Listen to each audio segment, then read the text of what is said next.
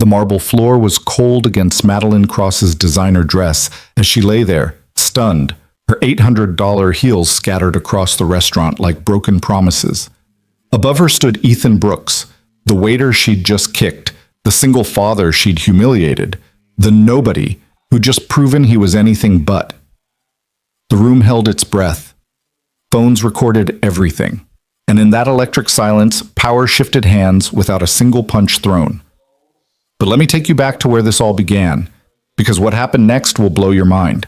Stick with me until the end, hit that like button, and drop a comment telling me what city you're watching from. I want to see how far this story travels. The brass doors of Lumiere swung open at exactly 5:47 p.m., and with them came the kind of cold that has nothing to do with temperature.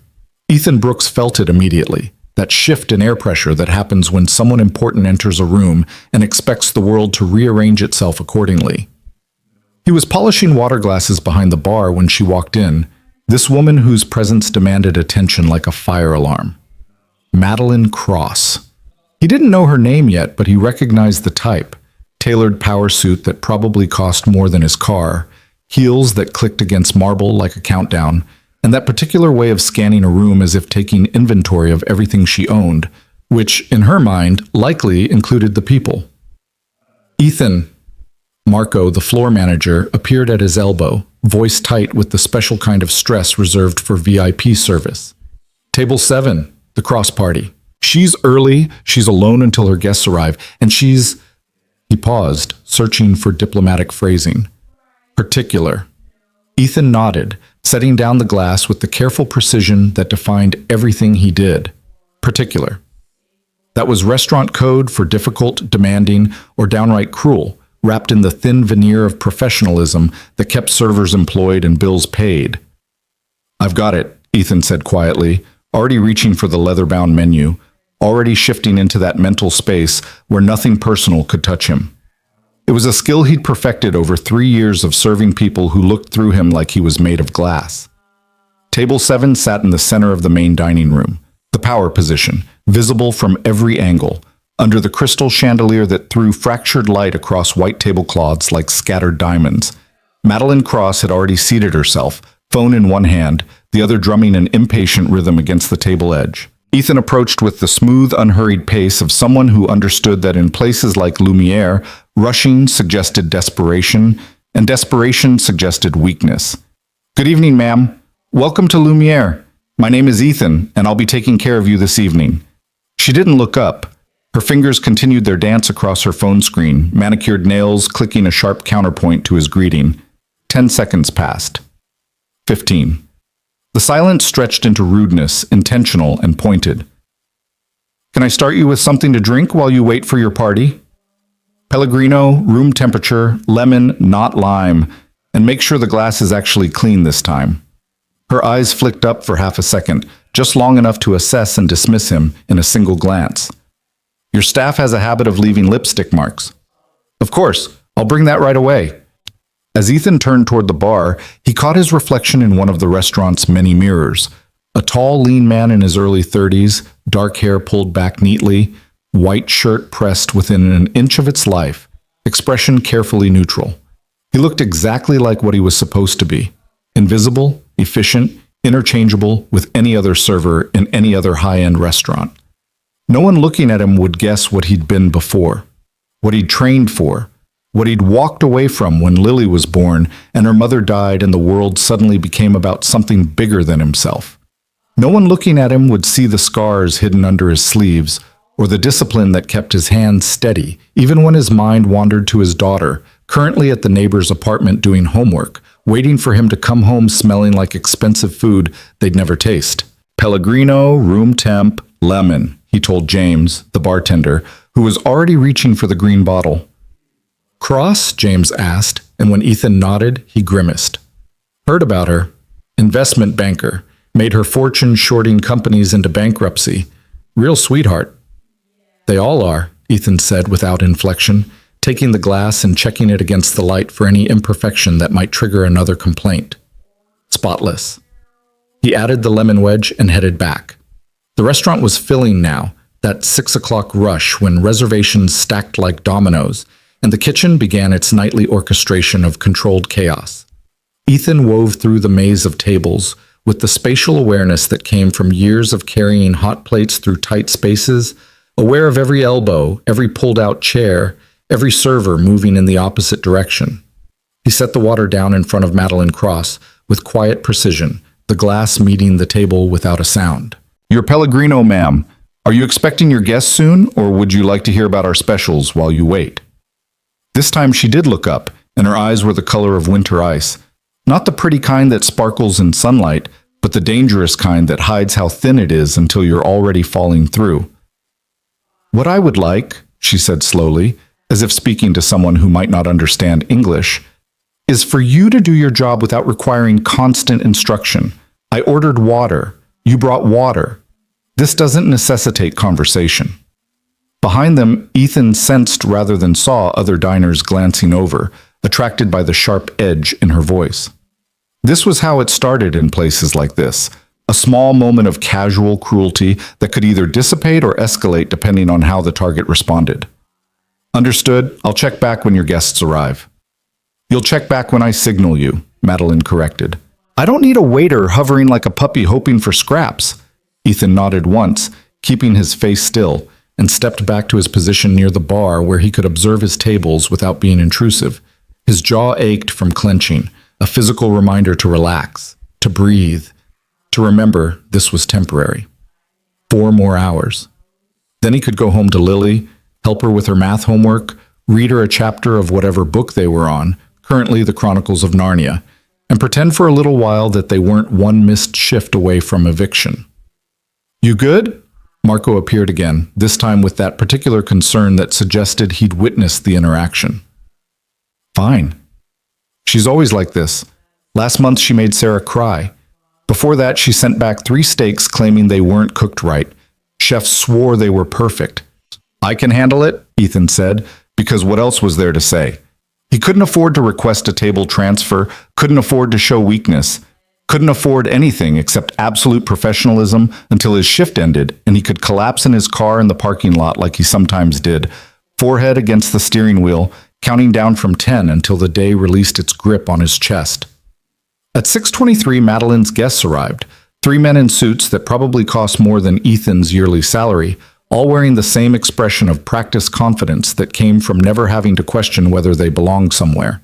Ethan watched them settle into their seats, watched the dynamic shift as Madeline transformed from ice queen into charming hostess, all smiles and laughter that never quite reached her eyes. He gave them 5 minutes to get comfortable before approaching. "Good evening, gentlemen. Can I start you with some drinks?" The ordering process was smooth enough. 2 scotches, a martini, another Pellegrino for Madeline. But as Ethan turned to leave, her voice cut through the air like a blade. "Wait." He turned back. "Yes, ma'am?" "Your name tag is crooked." Ethan glanced down. The small brass tag that read Ethan sat perfectly straight on his shirt pocket. "I apologize. I'll adjust it." "See that you do. Presentation matters in an establishment like this." She smiled at her guests, a look that said, "Can you believe the help these days?" You'd think basic grooming would be standard. One of the men, late 50s, silver hair, uncomfortable eyes, cleared his throat. "Madeline, I'm sure your server is perfectly capable of maintaining professional standards," she said smoothly, cutting him off. "Aren't you, Ethan?" There it was. His name, weaponized. Used not as an acknowledgement of his humanity, but as a tool to establish hierarchy, to remind him and everyone within earshot exactly where he stood in her world. "Absolutely, ma'am. I'll get those drinks right away." In the brief walk back to the bar, Ethan performed the mental exercise his therapist had taught him back when he could afford therapy. Identify the feeling, acknowledge it, let it pass. Anger, humiliation, frustration, each one noted and released like catching and freeing butterflies. By the time he reached James, his expression was calm again, even if his heart rate wasn't. 2 Macallan 18s, 1 Hendrix Martini, extra dry, and another Pellegrino, he recited. James started pouring, then paused. "Your name tag really crooked?" "No." "Didn't think so." He slid the glasses across the bar. "You know, you could—" "I can't," Ethan said simply, and James dropped it because they both knew the score. This wasn't about what was fair or right. This was about paying rent, keeping food on the table, making sure Lily had her medication refilled when her asthma flared up. This was about survival. The drinks delivered, Ethan took their dinner orders, sea bass for Madeline, various steaks for the men, and transmitted them to the kitchen where Chef Raymond ruled with the benevolent tyranny of someone who'd earned 3 Michelin stars and never let anyone forget it. For the next 40 minutes, Ethan performed his job with mechanical precision. He brought bread, refilled water, delivered meals with the proper flourish. And through it all, Madeline found fault. The bread was too cold. The water had ice when she'd specifically said no ice. She hadn't. His timing was off. His posture suggested disrespect. His efficiency suggested rushing them. Each criticism was delivered with a smile, always in front of her guests, always loud enough for nearby tables to hear. It was a performance, Ethan realized. She was establishing dominance, showing these men, potential investors probably, that she was someone who commanded absolute control over her environment, right down to the staff. By 7:30, other servers were shooting him sympathetic looks. Marco had checked in twice. Even some of the regular diners, people who came to Lumiere weekly and knew the staff by name, were watching with expressions ranging from pity to secondhand embarrassment. But Ethan continued, because this was the deal he'd made with himself 3 years ago when he'd hung up his old life like a coat he no longer fit into. He would do whatever it took, endure whatever he had to endure, to give Lily the stable, safe childhood she deserved. If that meant swallowing his pride nightly, then pride was a luxury he couldn't afford. At 8:15, as Ethan was clearing their dinner plates, Madeline's phone buzzed. She glanced at it, and something shifted in her expression. A tightness around her eyes, a tension in her shoulders. Whatever the message said, it had disturbed her carefully maintained composure. "Is everything all right, ma'am?" one of her guests asked. "Fine," she said crisply, setting the phone down with more force than necessary. "Just some people who don't understand the meaning of professionalism." Her eyes landed on Ethan, who was stacking plates with quiet efficiency, and something in her gaze crystallized into focus. She'd had a bad moment, received bad news, and now she needed somewhere to direct the resulting emotion. And there he stood, convenient and powerless. "You," she said. Ethan looked up. "Yes, ma'am?" "How long have you worked here?" The question seemed innocent, but Ethan felt the trap in it like a wire across a dark path. 3 years. 3 years, and in 3 years, has no one taught you proper service etiquette? I apologize if there's been... Your hands, she interrupted, her voice rising just enough to carry to the neighboring tables. Look at your hands. Ethan glanced down at his hands, balanced on the stack of plates he was holding. They were clean, nails trimmed, exactly as they should be. "Ma'am, I'm not sure..." "Those scars." She pointed with one perfectly manicured finger. "Visible scarring on a server's hands in a restaurant of this caliber is unacceptable. It's unsightly. It's unprofessional. Frankly, it's disgusting." The restaurant didn't go quiet. There was still the ambient noise of cutlery and conversation, but in the immediate vicinity people had stopped talking. Ethan felt the weight of their attention like physical pressure. The scars she referenced were old, faded silver lines across his knuckles and the backs of his hands. Training scars, combat scars. The kind of marks you earned learning to break boards, then bricks, then defending yourself and others in situations most people only saw in movies. He'd accumulated them over 15 years in a discipline that demanded everything and gave back strength, focus, and a dangerous kind of confidence. But standing here, holding dirty plates while a woman in a $3,000 suit sneered at the evidence of his past, those scars felt like shame. "I apologize if they're distracting," Ethan said quietly, the words tasting like ash. "Would you like me to have another server complete your service?" "What I would like," Madeline said, leaning back in her chair with the satisfied air of someone who'd found the perfect pressure point, "is for this establishment to maintain standards. What kind of person ends up with hands like that anyway? Bar fights? Prison?"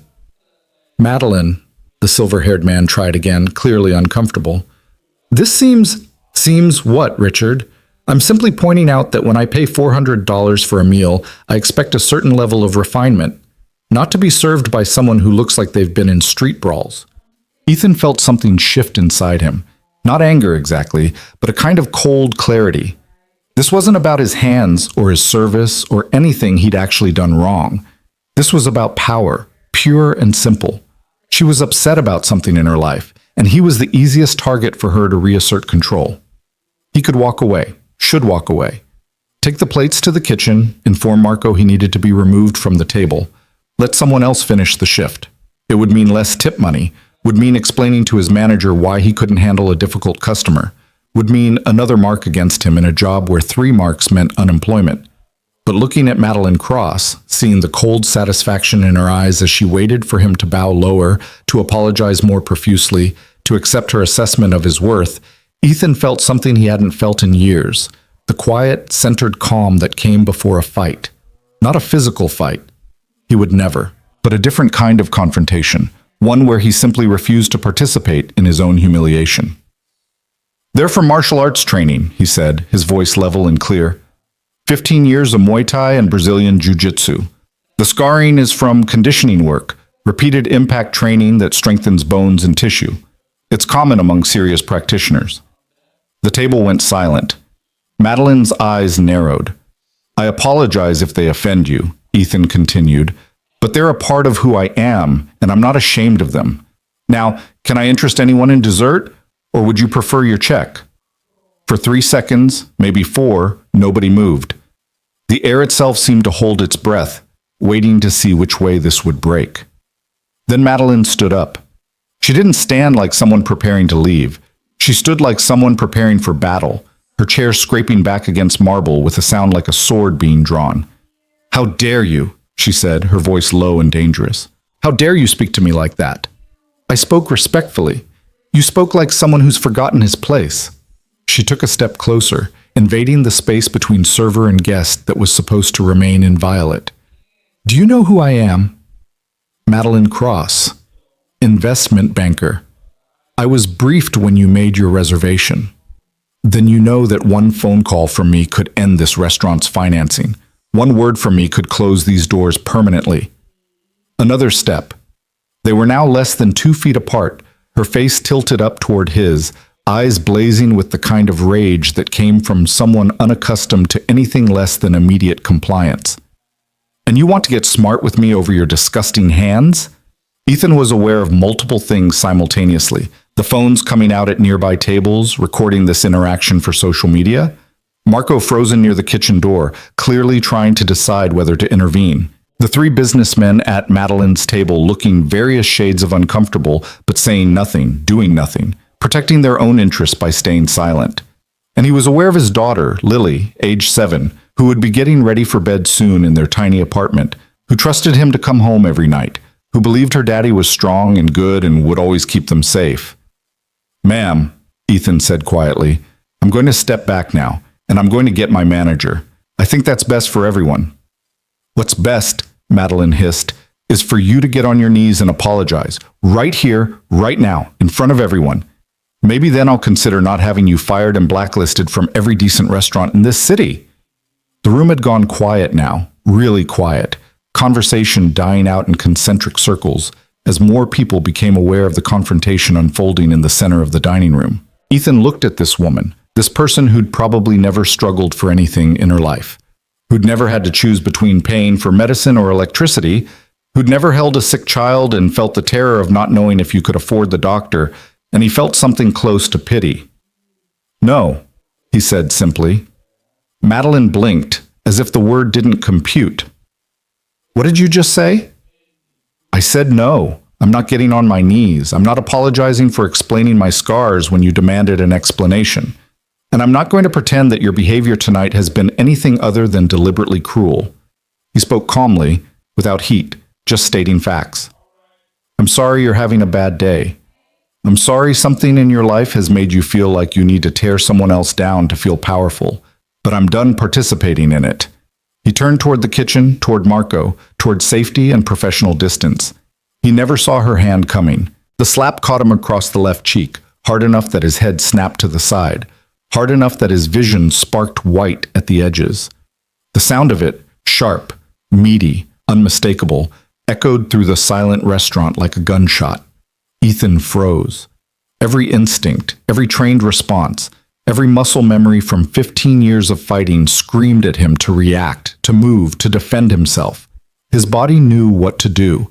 His hands knew how to check a strike, how to control an opponent, how to end a threat in under 3 seconds. But his mind knew something his body didn't. That fighting back, even in self-defense, would be the end of everything. A server striking a wealthy guest? It didn't matter who'd started it. It didn't matter what the phones were recording. In the courtroom of public opinion, in the actual courtroom that would follow, he would lose. He would lose his job, lose his ability to work in this industry, lose custody of Lily when the lawyers started arguing about his violent response and dangerous past. So Ethan stood absolutely still, plate still balanced in his hands, cheek burning, and did nothing. Madeline seemed to realize what she'd done. Not the wrongness of it, but the exposure of it. Her eyes darted to the phones, to the witnesses, to her business associates who were now staring at her with expressions of shock and disgust. She started, voice shrill. He was threatening me. You all saw... We saw you slap a waiter who was trying to leave, Richard said quietly, already standing, already reaching for his coat. I'm done here, Madeline. We're all done here. The other men rose with him, none of them meeting her eyes, already distancing themselves from the scene, from her, from the liability she'd just become. Richard, wait. But they were leaving, weaving through tables toward the exit, and Madeline was left standing alone in the center of the restaurant, exposed under the chandelier's unforgiving light, with a waiter she'd just assaulted still standing there, still calm, still holding plates. Marco finally unfroze, rushing over with his phone already to his ear, probably calling the owner. Other staff members were converging, creating a buffer. And Madeline, realizing she'd lost her audience, her power, her control, did what cornered predators often do. She attacked again. It wasn't calculated this time. It was pure rage, pure humiliation turned outward. She lunged at Ethan with hands extended like claws, aiming for his face, his eyes, anything she could damage. And this time, instinct won.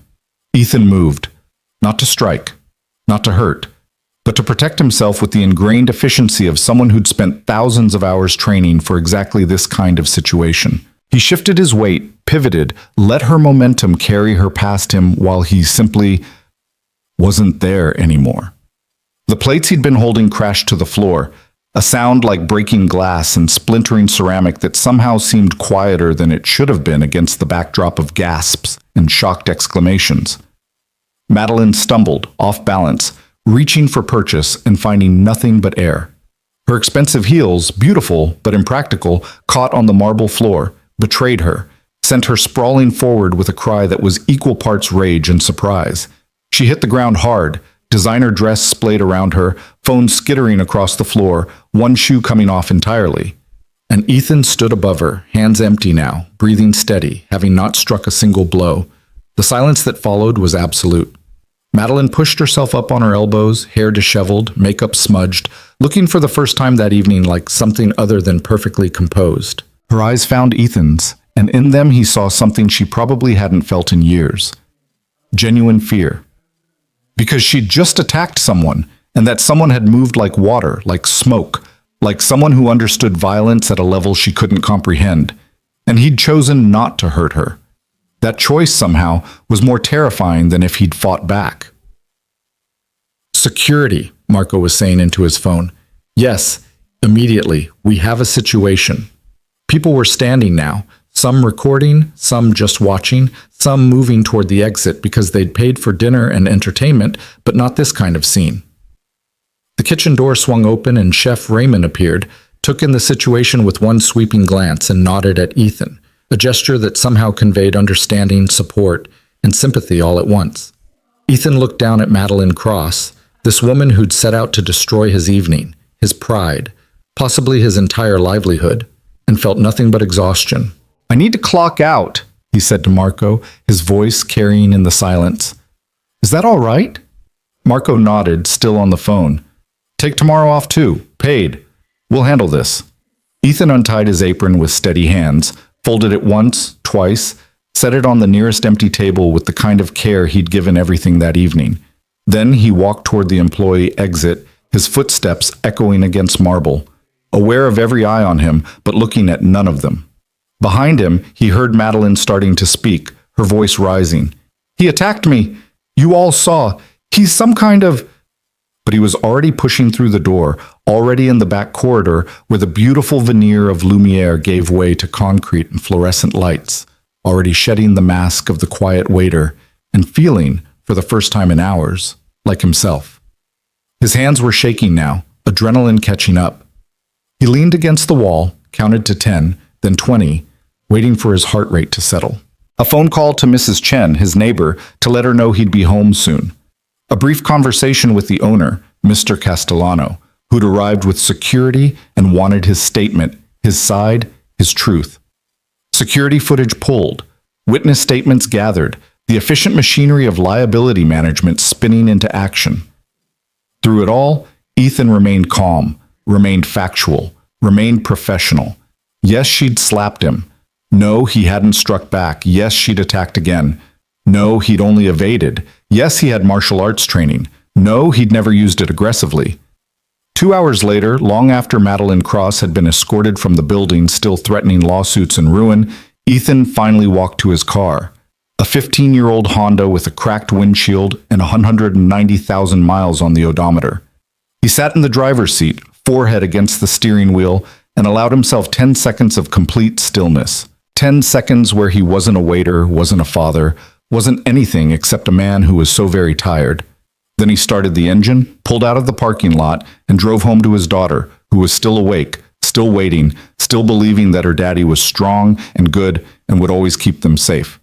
And as Ethan parked outside their apartment building, as he climbed the stairs to their third-floor unit, as he opened the door to find Lily curled up on the couch with Mrs. Chen, homework spread around her, eyes lighting up when she saw him, Ethan realized something that felt simultaneously like relief and terror. His old life, the one he'd carefully buried for 3 years, had just cracked its way back to the surface. And there was no putting it back. The apartment smelled like Mrs. Chen's jasmine tea and Lily's strawberry shampoo, familiar scents that usually signaled home and safety.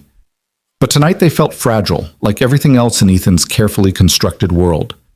"Daddy!" Lily launched herself from the couch before he'd fully closed the door, 7 years old and all momentum, colliding with his legs hard enough that he had to brace himself. Her arms wrapped around his waist with the fierce certainty of a child who hadn't yet learned that sometimes the people you love don't come home at all. Ethan's hands found her hair automatically, smoothing the dark curls that were so like her mother's, it sometimes hurt to look at them. "Hey, little bug, you're supposed to be asleep." Mrs. Chen let me wait up. We were doing fractions.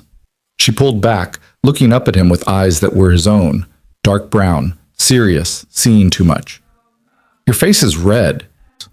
His hand moved to his left cheek before he could stop it, fingers finding the heat still radiating from where Madeline's palm had connected. In the bathroom mirror at the restaurant, he'd seen the outline of her hand printed on his skin like evidence, like shame made visible. "It's nothing, just a long shift." Mrs. Chen appeared from the kitchen, wiping her hands on a dish tag.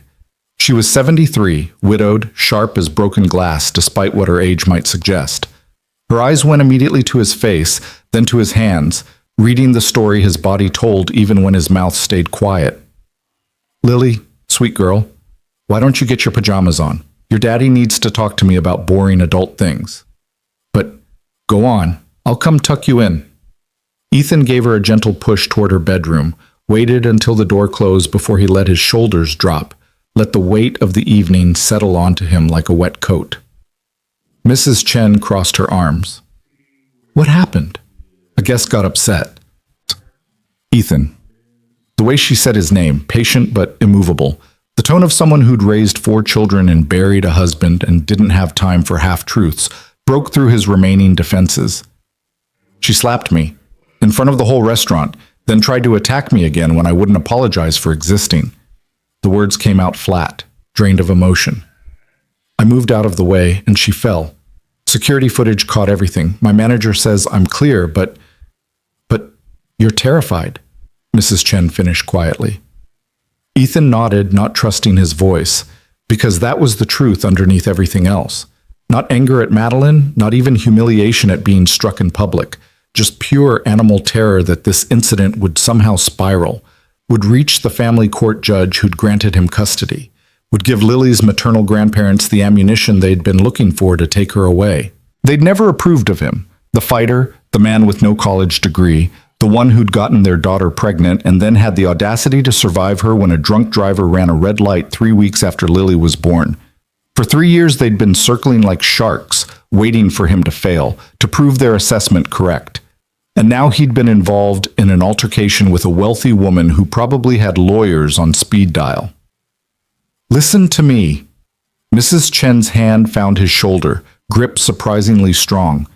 "You did nothing wrong. You hear me? Nothing. Doesn't matter what I did, matters what it looks like.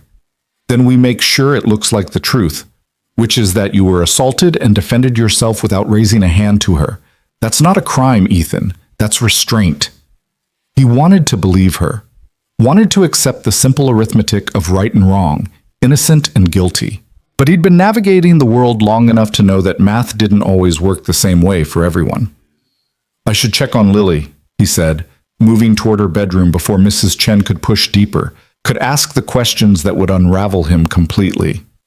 Lily's room was barely bigger than a closet, just enough space for a twin bed, a small dresser, and the bookshelf Ethan had built from scrap lumber. Posters covered the walls, animals, planets, a diagram of the human skeletal system that she'd been fascinated by since her last doctor's visit. She was already in her pajamas, sitting cross-legged on her bed with her notebook open.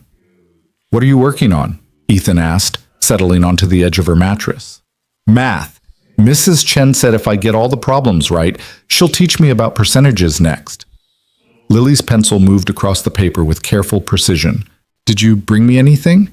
It was their ritual. Every shift, if there were leftovers, if Chef Raymond was in a generous mood, Ethan would bring home something from the restaurant, usually bread, sometimes a dessert that hadn't sold, once an entire salmon fillet that had been prepared for a guest who'd left before ordering. "Not tonight, Bug." It was a weird evening. Lily looked up from her homework, studying him with that unnerving intensity that reminded him she was too smart for her age, too observant. "Because of your face?" "Yeah, because of my face." "Did someone hit you?" The question hung in the air between them, and Ethan understood he was at a crossroads. He could lie, could deflect, could protect her from the ugliness of what had happened. Or he could tell her some version of the truth, could teach her that sometimes bad things happen to good people, and it wasn't fair, but you survived it anyway. "A guest got very angry and did something she shouldn't have done," he said carefully. "But I'm okay. And she's the one who got in trouble, not me." "Good." Lily's voice was fierce, protective in the way children are when they love someone. "People shouldn't hit." "No, they shouldn't. Unless it's self-defense, like you taught me." Ethan had started teaching Lily basic self-defense 6 months ago. Simple techniques that focused on awareness and escape rather than confrontation. How to yell loudly enough to attract attention, how to break a grip on a wrist, how to run and where to run to. It had seemed important, necessary even, to give her tools he'd never had as a child. But now, sitting in her small room with his face still burning from a stranger's handprint, he wondered if he was preparing her for a world he'd already failed to protect her from. "Exactly like I taught you," he agreed. "Now finish your homework so I can read to you." They made it through 2 chapters of Narnia before Lily's eyes started drifting closed. Ethan tucked the blanket around her shoulders, kissed her forehead, and stayed there for a long moment just watching her breathe. This, he thought, this was what mattered. Not Madeline Cross, not the restaurant, not his wounded pride. Just this small person who trusted him completely. Mrs. Chen was waiting in the living room when he emerged, 2 cups of tea already poured on the coffee table. "Sit," she ordered, and Ethan sat too tired to argue. "There's something else you're not telling me," she said after a moment. Ethan wrapped his hands around the teacup, letting the heat ground him.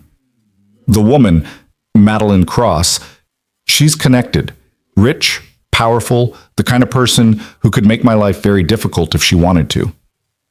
"So you think she'll retaliate?" I think people like her don't accept losing. And tonight, in front of all those witnesses, all those cameras, she lost. Badly. He took a sip of tea, barely tasting it. My manager says I'm protected, says the security footage is clear, says the restaurant will stand behind me. But managers say a lot of things until it becomes inconvenient. Mrs. Chen was quiet for a moment, her teacup held between both palms. You know what I think? I think you've been waiting for the other shoe to drop for 3 years. Ever since Claire died, and you became everything to that little girl. You've been so afraid of failing her that you've forgotten how to believe you might succeed. The observation landed with uncomfortable accuracy. Ethan wanted to deny it, wanted to argue, but Mrs. Chen had earned honesty through countless evenings of watching Lily, of accepting payment in whatever form he could manage, of never once making him feel small for needing help. I'm tired, he said instead, which was its own kind of truth. I'm tired of fighting for scraps, tired of swallowing disrespect, tired of being invisible except when someone needs a target. Tonight I stopped being invisible and I'm terrified of what that costs. Maybe, Mrs. Chen said gently, invisibility was costing you more than you realized. They sat in silence after that, drinking tea while the apartment building settled around them. Footsteps overhead, muffled television from next door, the distant sound of traffic from the street below. Normal sounds, ordinary life continuing while Ethan's felt suspended in amber, waiting to crack. His phone buzzed in his pocket, a text from Marco. Owner wants to meet tomorrow, 10 a.m., just to talk. You're not in trouble. Ethan showed Mrs. Chen the message. She read it and shrugged. So you go, you talk, you tell them exactly what happened. The truth is on your side. The truth hasn't always been enough, Ethan said quietly, thinking of custody hearings and social workers and lawyers who'd looked at his background. Martial arts instructor, no college degree, young father overwhelmed by tragedy, and seen liability instead of love. But Mrs. Chen was already standing, gathering her purse, preparing to return to her own apartment down the hall. Well, tonight it was. That woman attacked you and fell on her own arrogance. Let tomorrow worry about itself. After she left, Ethan locked the door and stood in the center of his living room, this small space that he'd made into a home through sheer force of will. Secondhand furniture, walls painted a cheerful yellow that was supposed to make the space feel bigger. Lily's artwork held to the refrigerator with alphabet magnets. It wasn't much, but it was theirs. He pulled out his phone, against his better judgment, and searched for Madeline Cross. The results were immediate and extensive. Investment banker at Prometheus Capital. Featured in Forbes, Wall Street Journal, Business Insider. Estimated net worth between 50 and 70 million. A profile that described her as ruthless but brilliant, someone who'd built a fortune by identifying struggling companies and either salvaging them through hostile restructuring or profiting from their collapse. There were photos. Her at charity galas, at business conferences, always perfectly composed, always in control. In none of them did she look like a woman who'd end up sprawled on a restaurant floor, defeated by her own rage and a waiter's simple sidestep. Ethan clicked on the news section, wondering if the incident had already leaked to the press. Nothing yet, but it was only a matter of hours. Someone in that restaurant had recorded video, and videos had a way of finding their way online, especially when they showed powerful people being humbled. He thought about calling his old instructor, Master Kim, who taught him everything he knew about Muay Thai, and about discipline, and about how violence should always be the last option, never the first. But it was past midnight, and what would he even say? That he'd finally used his training in the real world, and it had felt both easier and harder than he'd expected? Instead, Ethan checked the locks again, looked in on Lily one more time, still sleeping, one arm flung over her head in complete trust that the world would be the same when she woke, and made his way to his own room.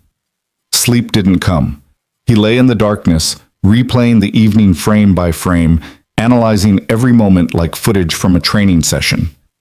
He should have walked away sooner, should have insisted on a table transfer the moment Madeline started her critiques, should have, but he also knew that walking away only worked when the other person let you go. And Madeline Cross had been determined to make him an object lesson, a demonstration of her power and his powerlessness. She'd just chosen the wrong person to demonstrate on. The thought brought with it an uncomfortable realization. Part of him, a small, dark part he didn't like to acknowledge, had felt something close to satisfaction when she'd fallen. Not at her pain, but at the public collapse of her carefully maintained dominance. For just a moment, she'd been the one who was powerless, the one who was humiliated, the one looking up instead of down. Ethan didn't like that part of himself, didn't like the pleasure that came from someone else's defeat, even someone who'd spent the evening trying to destroy his dignity. It felt too close to the mentality that had made him a good fighter, that predatory instinct that assessed weaknesses and knew exactly how to exploit them. He'd walked away from that life because he'd seen where it led, had watched talented fighters become addicted to the adrenaline and the violence, had seen relationships crumble and bodies break down and mental health deteriorate. When Claire had gotten pregnant, when they decided to keep the baby despite being young and unprepared and terrified, Ethan had made a choice. He would be a father first and everything else second. Then Claire had died, and that choice had become the only thing holding him together. His phone lit up in the darkness.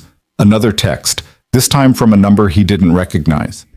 Ethan considered ignoring it, letting it wait until morning, but insomnia and anxiety made poor companions for patience. The message was brief. This is Richard Chen from tonight. I wanted you to know that I've spoken with my colleagues and will be providing witness statements supporting your account of events.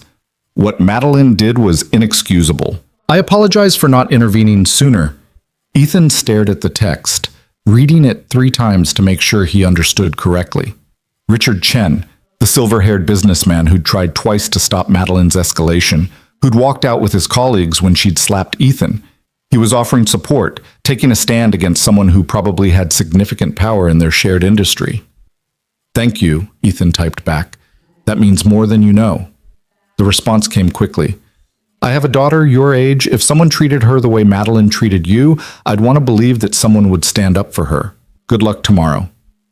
Something in Ethan's chest loosened slightly, some knot of tension he'd been carrying since leaving the restaurant. He wasn't completely alone in this. There were witnesses, there was footage, there were people willing to tell the truth, even when it was inconvenient. Maybe Mrs. Chen was right. Maybe the truth would be enough. He finally fell asleep around 3 in the morning.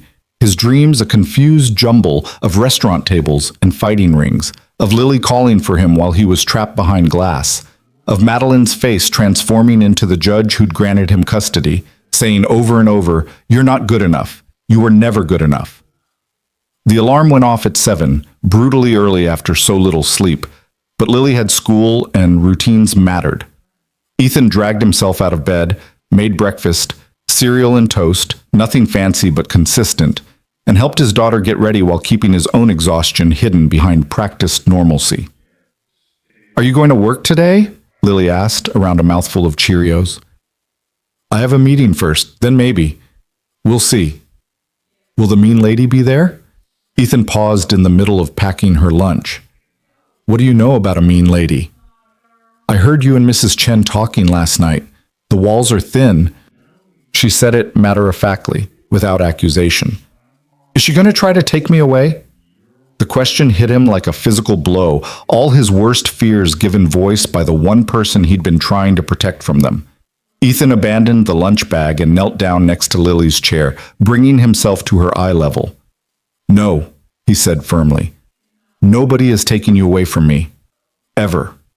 What happened last night was between me and an adult who behaved badly. It has nothing to do with you, and it doesn't change anything about us. Promise? Promise. Lily studied his face with those 2 old eyes, measuring his sincerity, and must have found it sufficient because she nodded and returned to her cereal. But Ethan remained kneeling there for a moment longer, understanding that the stakes of today's meeting had just gotten higher. It wasn't just about his job anymore, wasn't just about pride or income. It was about proving to his daughter that promises meant something, that the world was safe, that her father was strong enough to protect them both. Even when he wasn't sure he believed it himself. The walk to school was quiet, Lily's hand small and trusting in his, her backpack bouncing against her shoulders with each step. Other parents nodded to him in passing, some with familiar faces from years of school drop-offs, none of them aware that his entire life might be about to implode. Have a good day, Bug, Ethan said at the school entrance, crouching down for a hug. You too, Daddy. Don't let the mean lady win. He watched her disappear through the doors, bright purple backpack visible until the crowd of children swallowed her, and felt the weight of her faith in him settle like armor. Whatever happened next, he would handle it. He had to. The meeting at Lumiere was scheduled for 10, which gave Ethan 2 hours to prepare. He went home, showered properly for the first time since yesterday, put on his one good suit, bought secondhand but clean and pressed, and tried to remember the last time he'd had to present himself as something other than a waiter or a father. The face looking back from the bathroom mirror was familiar but somehow stranger than usual. The bruise from Madeline's slap had deepened overnight, a clear handprint visible across his left cheek despite his attempt to cover it with the concealer he'd bought when Lily had asked why he always looked tired. His eyes were shadowed, older than 32 had any right to be.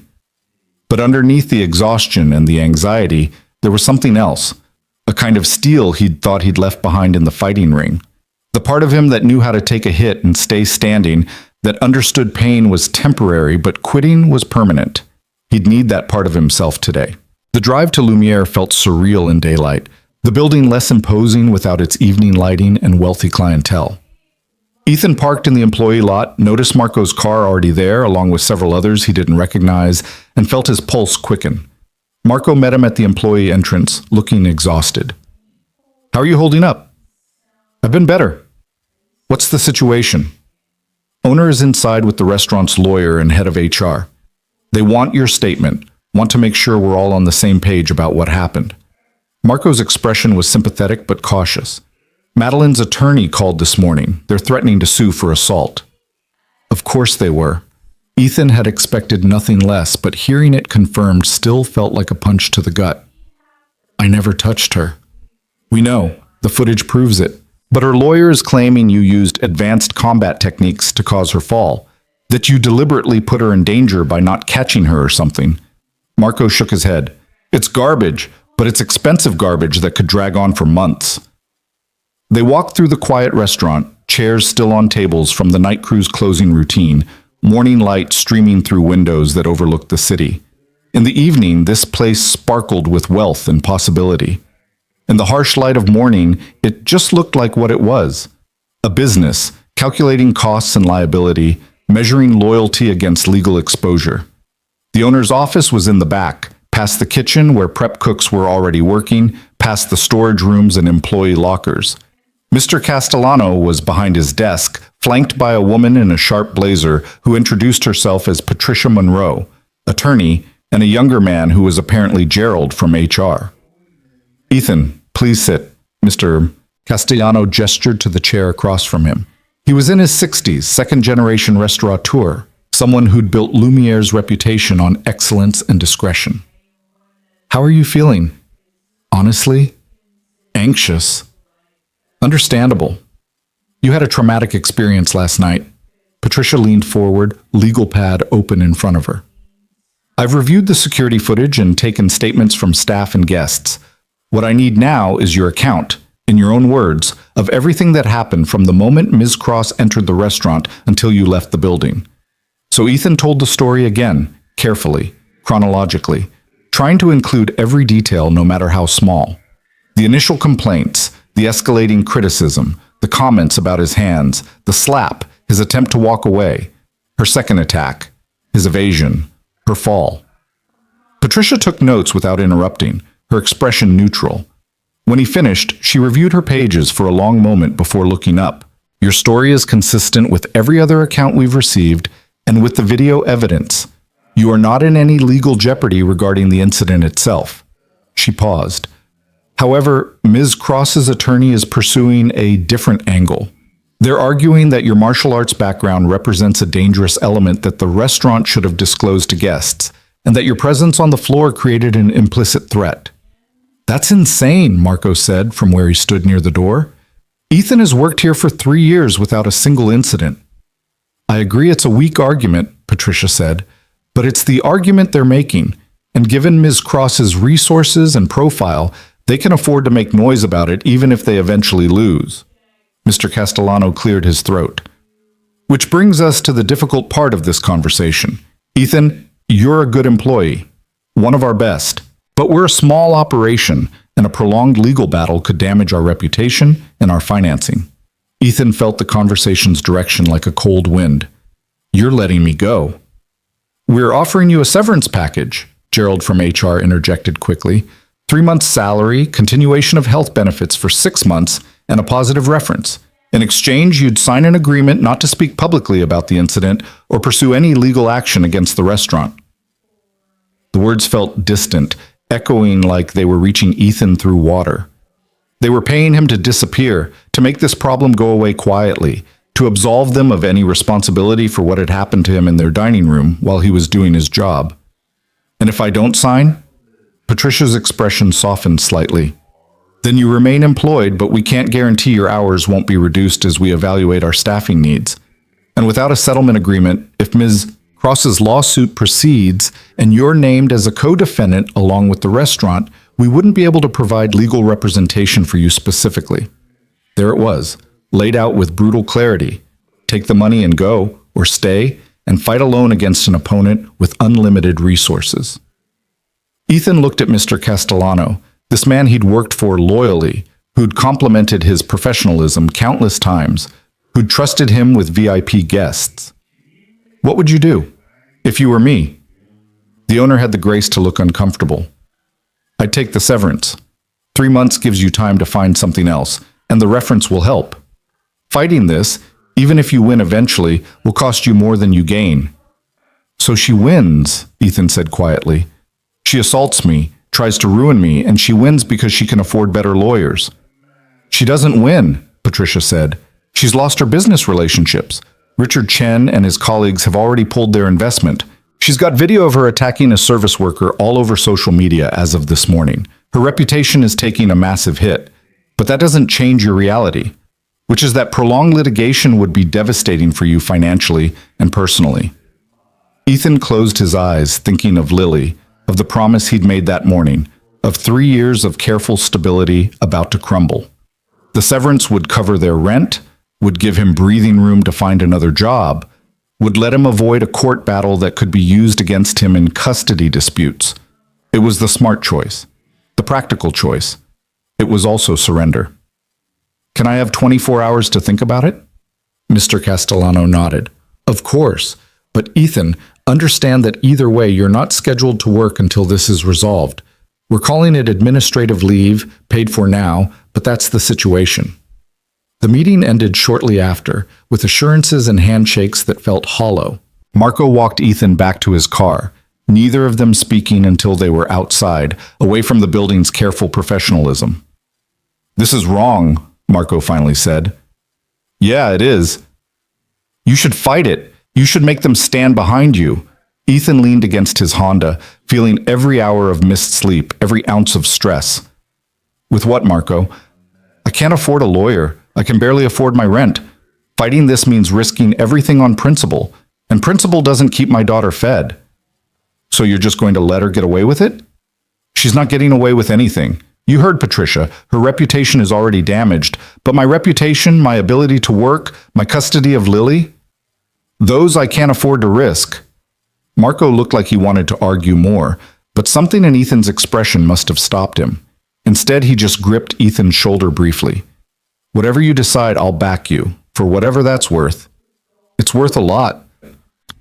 The drive home felt longer than usual, the midday traffic a surreal backdrop to the dissolution of his employment. Ethan's mind kept circling back to the same question. When had he become someone who accepted being a victim? When had survival become synonymous with surrender? He knew the answer. It had happened gradually, over 3 years of single parenthood, of prioritizing Lily's needs over his own pride, of swallowing small indignities to avoid larger catastrophes. Somewhere along the way, he'd stopped being Ethan Brooks the fighter and become Ethan Brooks the survivor, and there was a difference. Survivors endured, fighters pushed back. His phone rang as he pulled into his apartment parking lot, an unknown number, which he almost didn't answer. But unemployment made him cautious about missing calls, so he picked up. Is this Ethan Brooks? The voice was female, professional, unfamiliar. Yes, who's calling? My name is Jennifer Walsh. I'm a reporter with the Metro Daily. I'm calling about an incident last night at Lumiere restaurant involving you and investor Madeline Cross. Do you have a few minutes to talk? And there it was, the story leaking out, becoming public property, about to be filtered through whatever narrative sold the most papers or generated the most clicks. I'm not interested in making a statement, Ethan said carefully. I understand, but Mr. Brooks, the video from last night is already online and going viral. Ms. Cross's representatives are putting out their version of events. I think you deserve the opportunity to tell your side. Ethan closed his eyes, gripping the steering wheel. What video? Several guests recorded the altercation. The most widely shared version shows Ms. Cross slapping you attempting to leave, and her subsequent attack and fall. It's been viewed over 2 million times since midnight. 2 million. The number felt incomprehensible, meaningless. 2 million strangers watching the worst moment of his life, forming opinions, choosing sides, none of them knowing or caring about the real consequences playing out in his actual existence. I still don't have a statement, Ethan said. Fair enough. But if you change your mind or if you find yourself being misrepresented in the media, please call me. She gave him her number, which he didn't write down, and the call ended. Ethan sat in his car for a long time after that, watching people come and go from his building, normal people with normal problems, their lives not exploding across social media, their jobs not hanging by threads. Eventually, he went inside where Mrs. Chen was waiting in the hallway as if she'd sensed he'd need her. How'd it go? She asked. They're offering me severance to walk away quietly. And? And I don't know what to do. Mrs. Chen unlocked her door and gestured him inside. Her apartment was the mirror image of his, but felt entirely different. Furniture that matched, photos of family covering every surface, the accumulated warmth of a life fully lived. Sit, she ordered, already putting a kettle on. Tell me everything. So he did. The whole sorry tale of legal threats and viral videos and impossible choices. Mrs. Chen listened without interrupting, her face growing increasingly stern. When he finished, she was quiet for a long moment, pouring tea with movements that suggested she was organizing her thoughts. Here's what I know, she finally said. You're a good father, you're a hard worker, and you've spent 3 years making yourself smaller to avoid conflict. Maybe it's time to stop. Stop and what? Fight a millionaire in court while I'm unemployed? Risk losing custody when her lawyers start painting me as violent? Risk standing up for yourself, Mrs. Chen corrected. Risk showing your daughter that sometimes the right thing is also the hard thing. Risk believing that you deserve better than this. The words hit harder than Ethan expected, finding all the soft places he'd been protecting. What if I lose? What if you win? She set her teacup down with a sharp click. And I don't mean win in court, I mean win the part of yourself back that you've been sacrificing for safety. Your daughter needs food and shelter, yes, but she also needs a father who knows his own worth. Ethan wanted to argue, wanted to explain all the practical realities that made her advice impossible, but sitting in Mrs. Chen's warm apartment, drinking tea that tasted like care and challenge, he felt something shifting inside him, some tectonic plate of identity that had been stable for 3 years suddenly showing cracks. Maybe she was right. Maybe he'd been so focused on surviving that he'd forgotten how to live. His phone buzzed, a text from an unknown number. Against his better judgment, he opened it. The message was simple. You made me look weak. You'll regret that. No signature, but Ethan didn't need one. He knew exactly who it was from and what it meant. Madeline Cross wasn't done with him yet. The text message sat on Ethan's phone screen like a coiled snake, venomous even in its simplicity. Mrs. Chen leaned over to read it, her expression darkening. That's a threat, she said flatly. You need to show this to the police. And say what? A wealthy woman sent me an anonymous text after I embarrassed her in public? They'll file a report and nothing will happen. Ethan set his phone face down on the table, as if that could make the message disappear. Besides, going to the police means creating more documentation, more paper trail that could be twisted into me being the aggressor. Or it means establishing a pattern of harassment.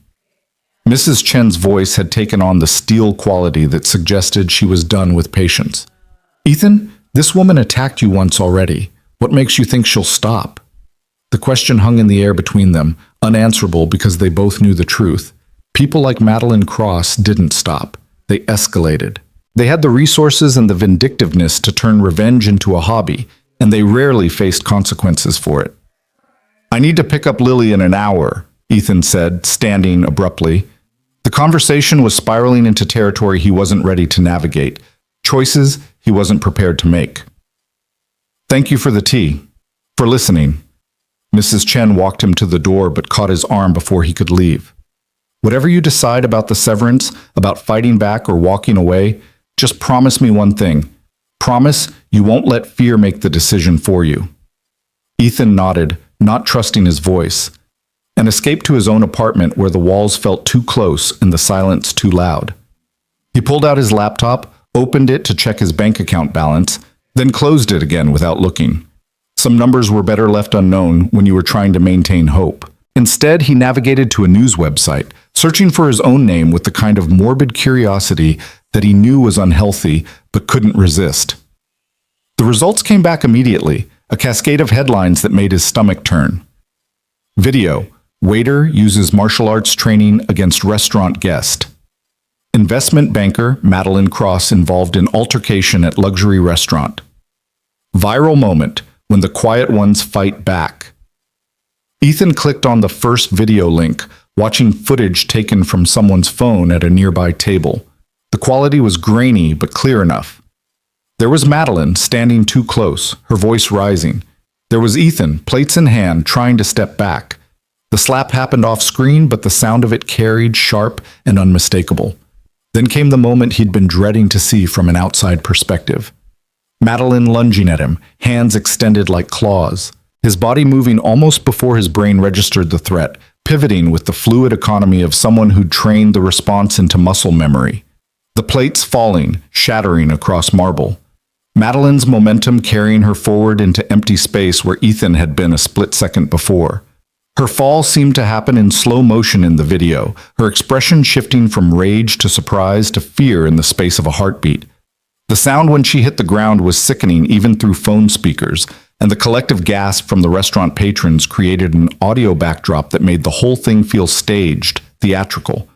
But it wasn't staged, it was real and permanent, and now immortalized in high definition for the world to judge. The comments section below the video was a battlefield.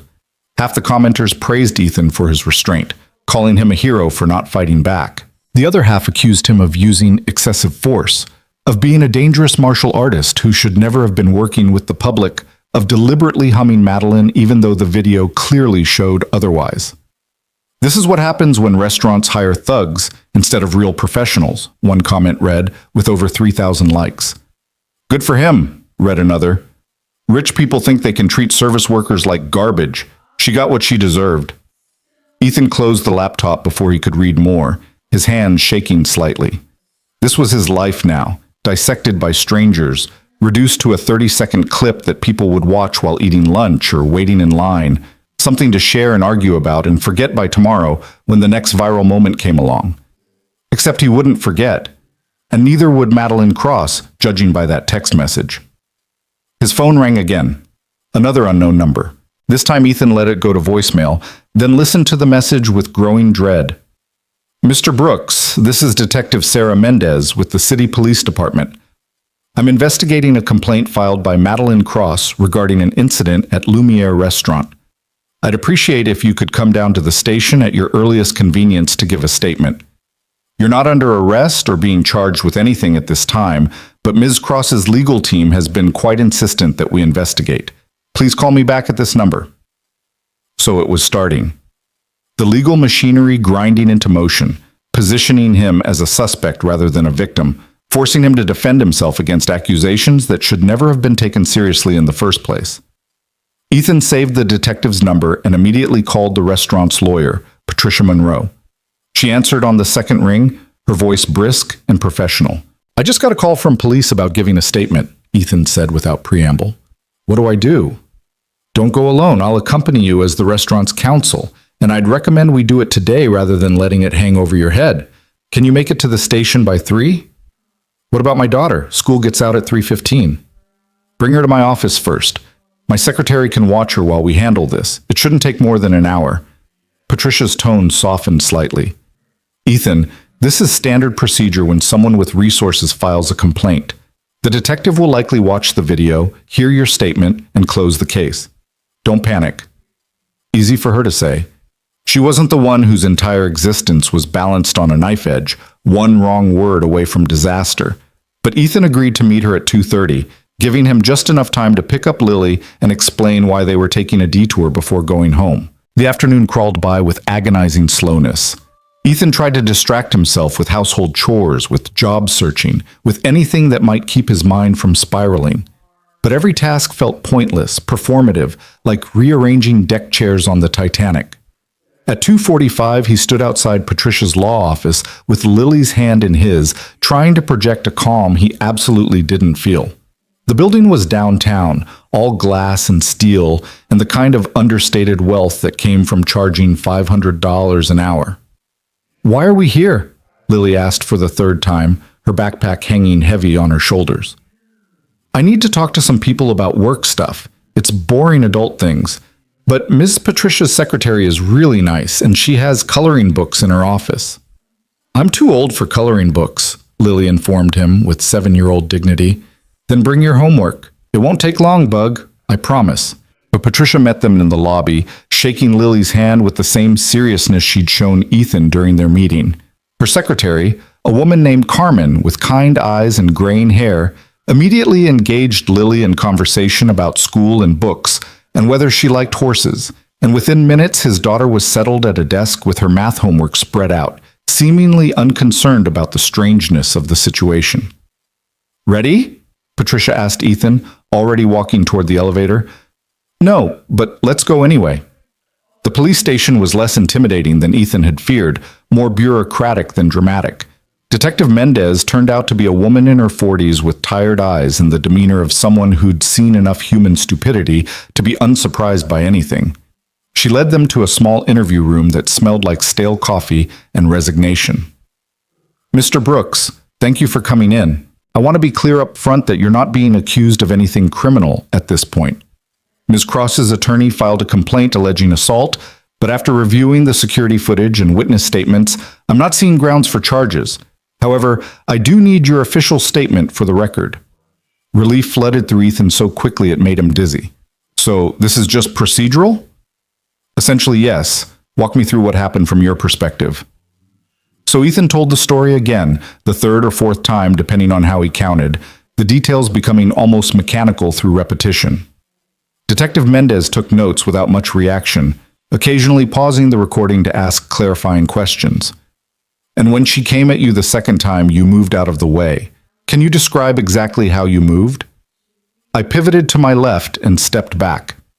It's a basic defensive maneuver, designed to remove yourself from the line of attack without engaging. I didn't push her, didn't strike her, didn't make any contact with her at all." "But you have extensive martial arts training." It wasn't a question, but Ethan answered anyway. 15 years of Muay Thai and Brazilian Jiu-Jitsu, yes, which is exactly why I knew how to de-escalate without violence. I was trained to control situations, not to create them. Detective Mendez made a note, her expression neutral. "Ms. Cross's attorney is arguing that your training made you a weapon, essentially, and that your evasive maneuver was designed to cause her to fall and injure herself." "That's absurd," Patricia interjected. "The video clearly shows Ms. Cross attacking him and losing her balance due to her own momentum and inappropriate footwear. Mr. Brooks literally did nothing except not be where she expected him to be." "I agree.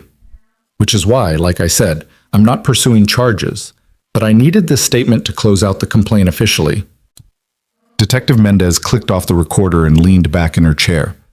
"Off the record, Mr. Brooks, you showed remarkable restraint. A lot of people in your position would have reacted very differently." "I have a daughter," Ethan said quietly. "Reacting differently would have cost me everything." The detective's expression softened with understanding. "Well, for what it's worth, you made the right call. This complaint is being marked as unfounded, and I'll be recommending no further investigation.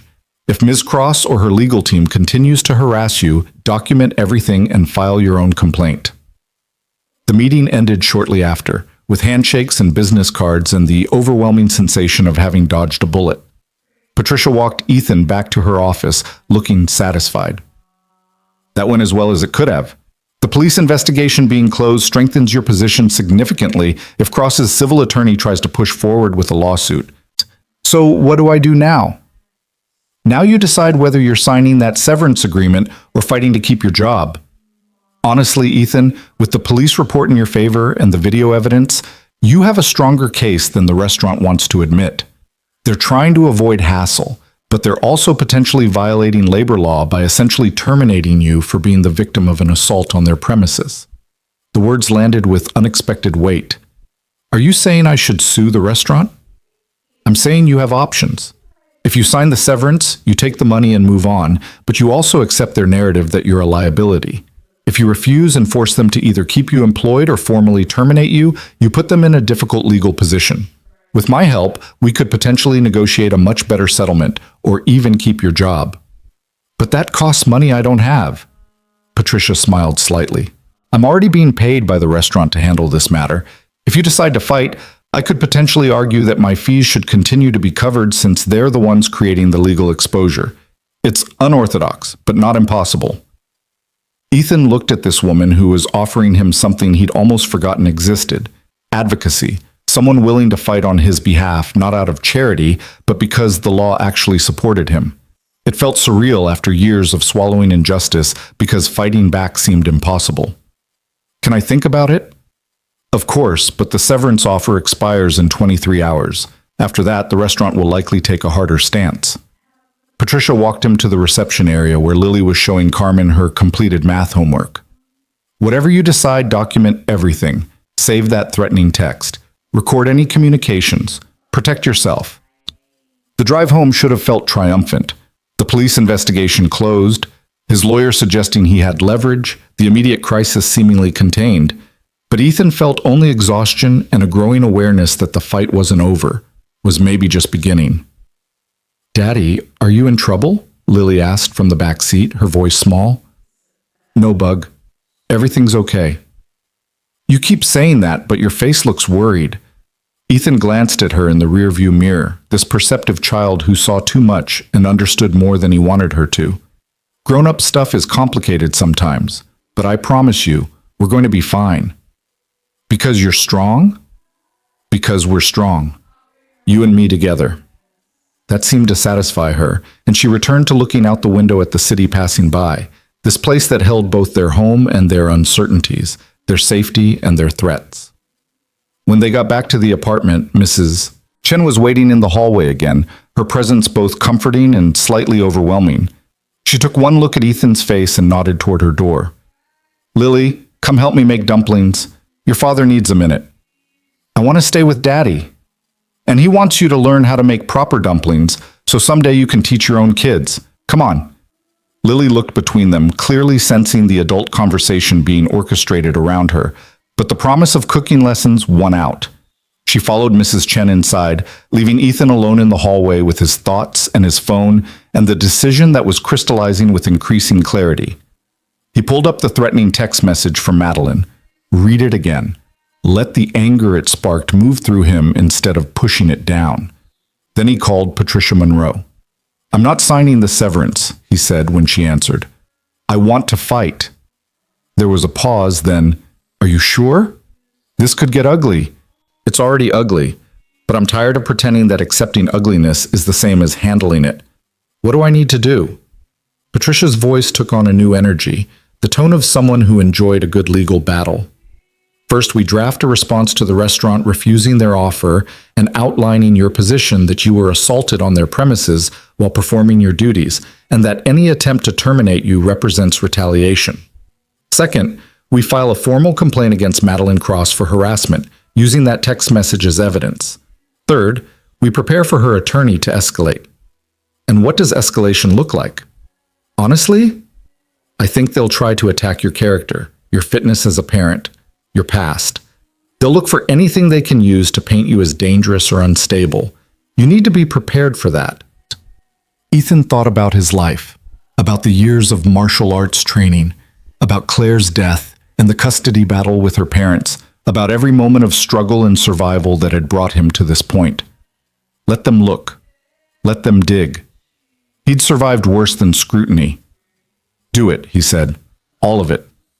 They spent the next hour on the phone, Patricia asking questions and taking notes while Ethan provided information he'd never thought would be relevant to a restaurant job.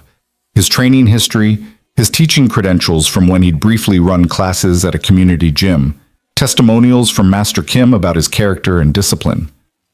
It felt strange, almost narcissistic, to catalog his own worth this way. But Patricia insisted it was necessary, building a counter-narrative to whatever Madeline's team would construct. By the time they hung up, Ethan felt wrung out, but also lighter, as if some burden he'd been carrying had been redistributed onto shoulders that could handle it better. He retrieved Lily from Mrs. Chen's apartment, where they'd apparently made 36 dumplings and his daughter had flour in her hair and joy on her face. "We saved you some for dinner," Lily announced proudly. "Mrs. Chen says I'm a natural." "She is," Mrs. Chen confirmed. "Good hands, patient, listens to instruction, unlike her father, who's impulsive and stubborn." Ethan accepted the container of dumplings and the criticism with equal grace. "Thank you for everything. Thank me by not backing down tomorrow when things get hard. That little girl needs to see her father stand up." That evening passed in the kind of domestic normalcy that felt precious given everything swirling around them. Ethan heated the dumplings, helped Lily with her reading homework, read her 2 chapters of Narnia instead of 1 because she asked nicely. They talked about her day at school, about the solar system project she was starting, about whether they could get a fish tank if Ethan found a new job. "Would you want a different job?" Lily asked as he tucked her in. "I want whatever job lets me take care of you and doesn't make me feel small. Haven't found that perfect combination yet, but I'm working on it." "I don't think you're small. I think you're the biggest person I know." The comment, delivered with 7-year-old seriousness, broke something open in Ethan's chest. He kissed her forehead, told her he loved her, and retreated to his own room before the emotion could overwhelm him completely. Sleep came easier that night, exhaustion overriding anxiety, and Ethan dreamed not of restaurants or lawyers, but of the training gym where he'd spent so many years. The smell of sweat and canvas, the rhythm of fists against bags, Master Kim's voice calling combinations in Korean-accented English. In the dream, he was young again, unbroken by loss, still believing that strength and discipline could solve any problem. He woke to his phone ringing at 6 in the morning, an hour before his alarm. The number was blocked, which usually meant spam, but something made him answer. "Mr. Brooks?" The voice was male, unfamiliar, carrying an edge of aggression. "This is David Winters, attorney for Madeline Cross. I'm calling to inform you that we're prepared to file both criminal and civil charges against you for assault and intentional infliction of emotional distress, unless you agree to a public apology and financial settlement." Ethan was awake instantly, his mind sharp despite the early hour. "I was cleared by the police yesterday. Detective Mendez closed the complaint as unfounded.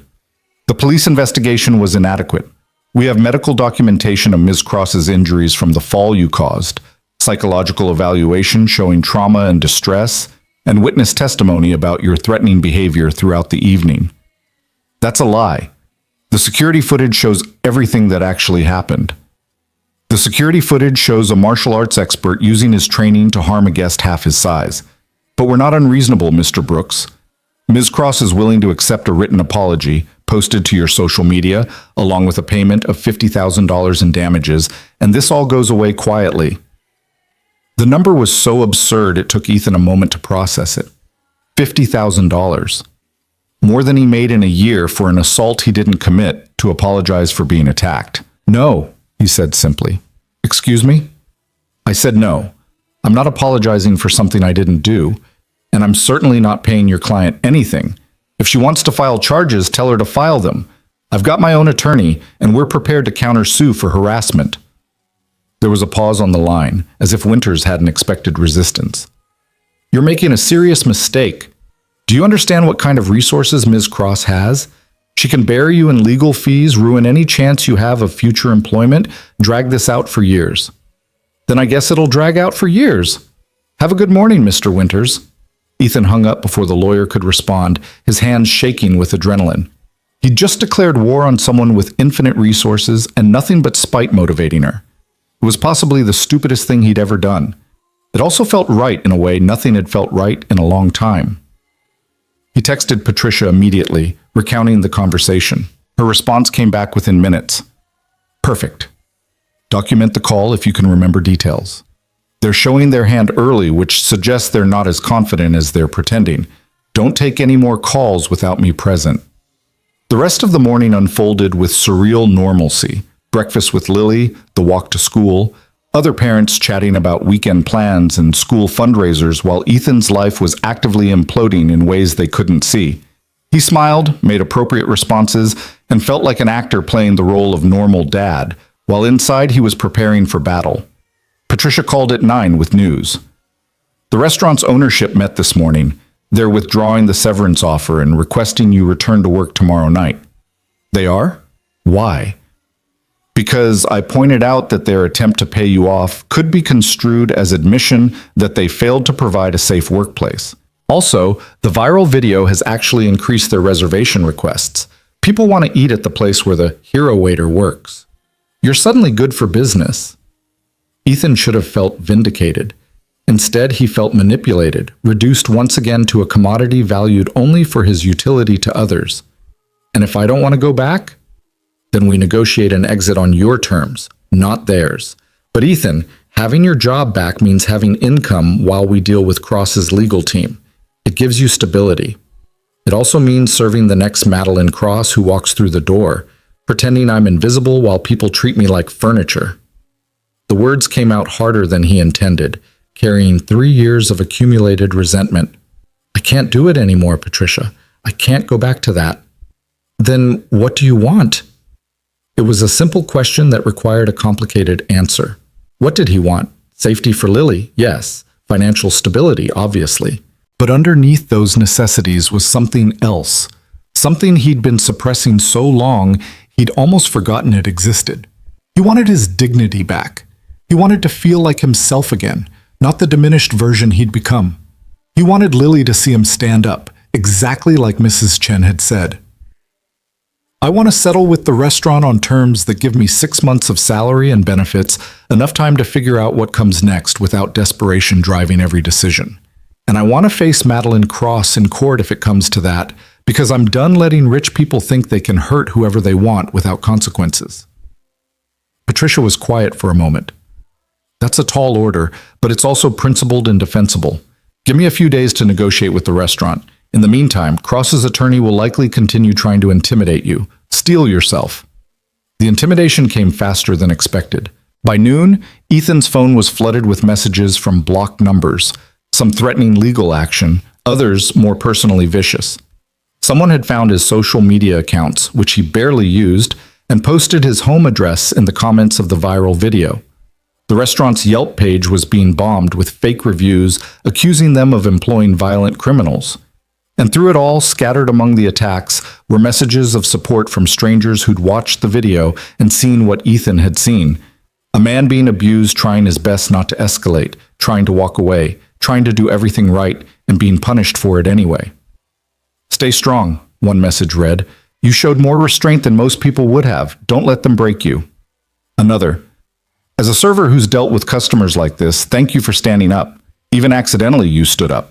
But the message that hit Ethan hardest came from an account belonging to someone named Marcus Rivera, who wrote, I was at Lumiere that night at table 12. I watched that whole thing happen and I did nothing. I sat there like everyone else and watched her humiliate you because intervening seemed awkward. I've been thinking about that for 2 days, about how many times I've been a coward by being polite. I'm sorry I didn't help you. You deserved better from all of us. Ethan read that message 3 times, feeling something shift in his understanding of the evening. He'd been so focused on Madeline, on his own response, on the immediate crisis, that he hadn't fully processed the role of everyone else in that room. The guests who'd watched and done nothing, the staff who'd been too afraid to intervene, the systemic acceptance of cruelty as long as it flowed downward from those with power. He typed a response. You don't owe me an apology. But maybe next time speak up. Not for me, for whoever needs it in the moment. That's how we change this. The rest of the day was spent documenting everything. Screenshots of threatening messages, a detailed timeline of events, Character references from people who'd known him for years. Patricia had been right about preparation. If this was going to be a war, Ethan needed ammunition. By the time he picked up Lily from school, he'd built a case file that painted a clear picture. A man who'd done everything right being punished by someone who'd done everything wrong, and a system that protected the latter because she could afford better lawyers. "Daddy, you look different," Lily observed as they walked home. "Different how?" "Taller. Like you're standing up straighter or something." Out of the mouths of children. "Maybe I am, Bug. Maybe I am." That evening, after Lily was asleep and the apartment was quiet, Ethan sat at his kitchen table with a beer he didn't particularly want and his phone displaying the viral video one more time. He watched himself move with the efficiency of 15 years training, watched Madeline fall with the inevitability of momentum meeting marble, watched the moment his careful invisibility shattered completely. And he realized something. There was no going back. That version of himself, the one who swallowed every insult and absorbed every slight in the name of survival, was gone. Whatever came next, legal battles, financial struggle, public scrutiny, he'd face it as himself. Fully himself, without apology. His phone buzzed with a text from Patricia. "Restaurant agreed to your terms, 6 months salary, continuation of benefits, positive reference, and a confidentiality clause that goes both ways. Sign the papers tomorrow and you're free." Freedom. After 3 years of careful captivity to necessity, he was finally free to choose what came next. Ethan raised his beer in a silent toast to the man in the video, the one who'd finally stopped shrinking, and replied to Patricia, "I'll be there at 9.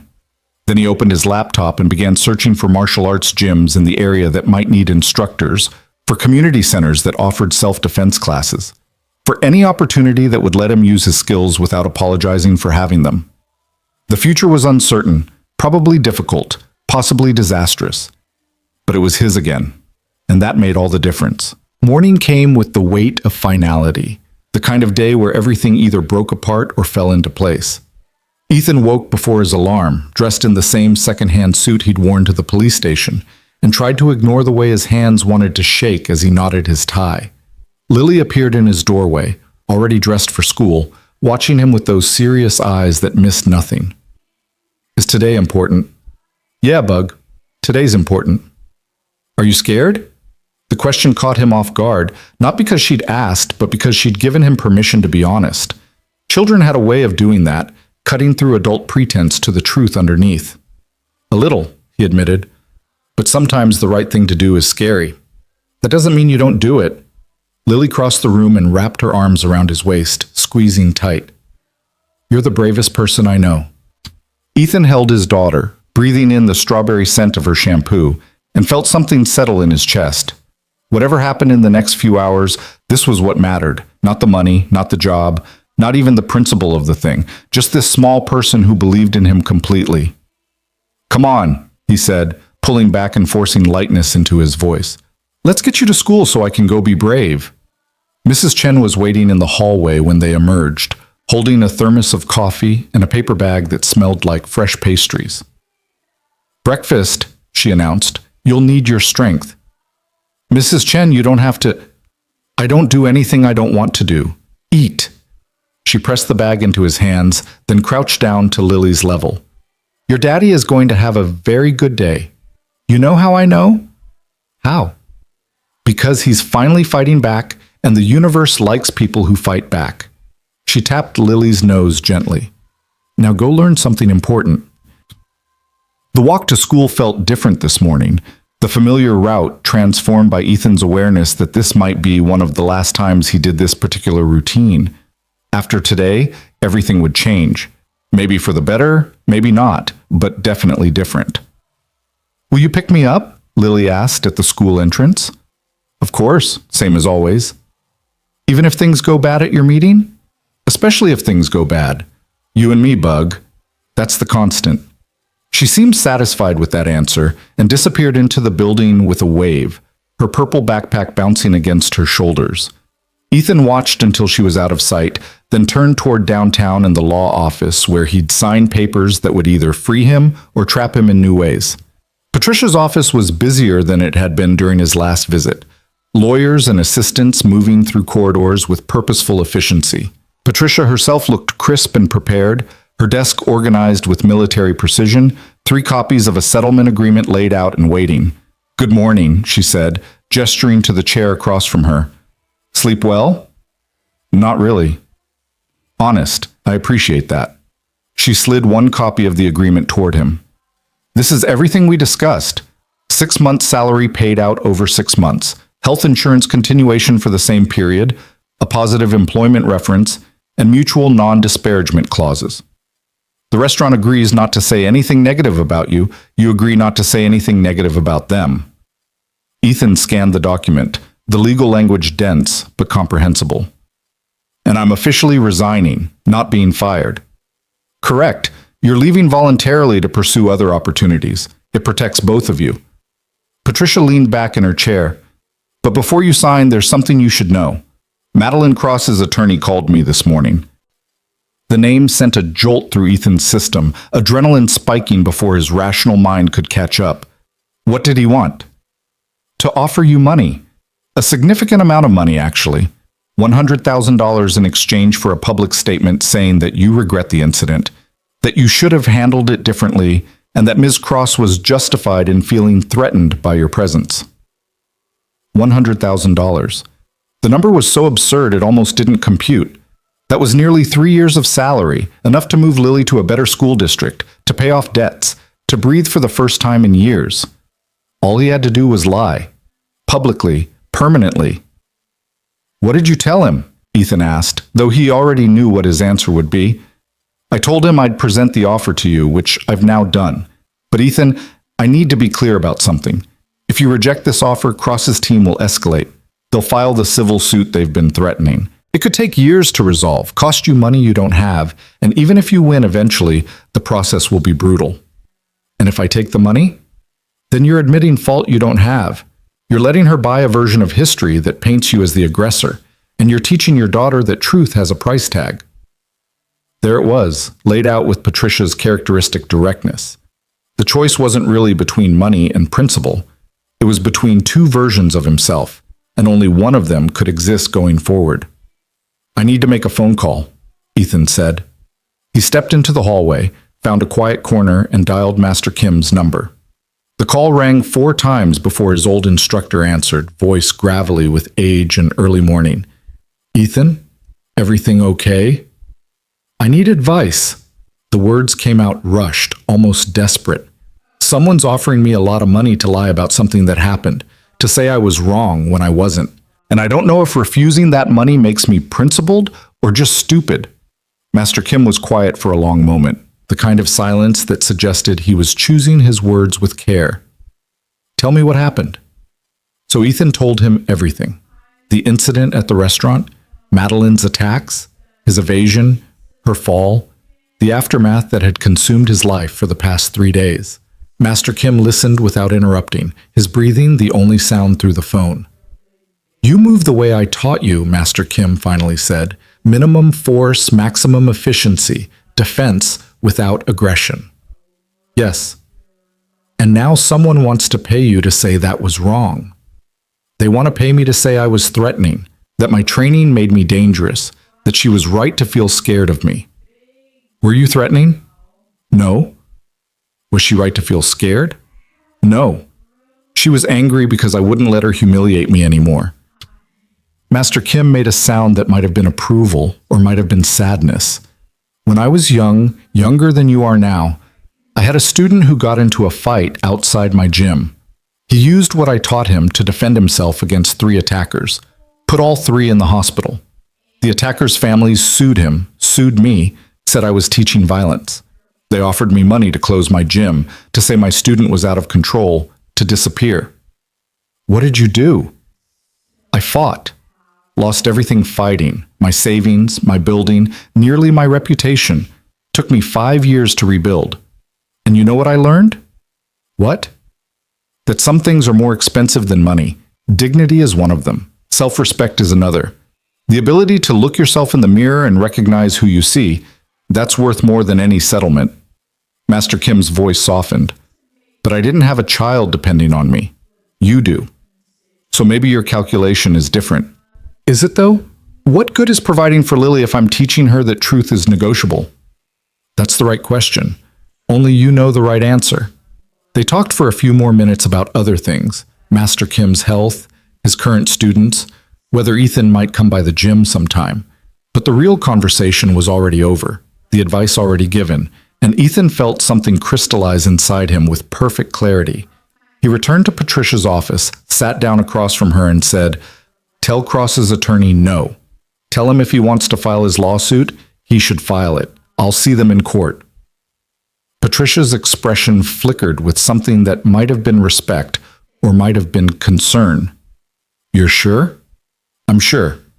Ethan picked up a pen and signed the settlement agreement with the restaurant, his signature bold and clear across the bottom of each page. Now let's deal with what comes next. What came next arrived faster than expected. By noon, Madeline Cross's attorney had filed a civil suit seeking $2 million in damages for assault, battery, intentional infliction of emotional distress, and negligent hiring on the part of Lumiere. The complaint was a masterpiece of creative fiction, painting Ethan as a violent martial artist with a history of aggression who'd stalked and terrorized a defenseless businesswoman. Patricia read through it with increasing incredulity, occasionally shaking her head or making notes in the margins. "This is mostly garbage, but there are a few concerning elements. They've found your custody case from 3 years ago and are using your in-laws' initial opposition to paint you as unstable. They've also got statements from other restaurant workers claiming you were intense and intimidating. I've worked there for 3 years without a single incident." "I know. But they're building a narrative of simmering violence waiting to explode. It's manipulative, but it's also effective storytelling." Patricia looked up from the documents.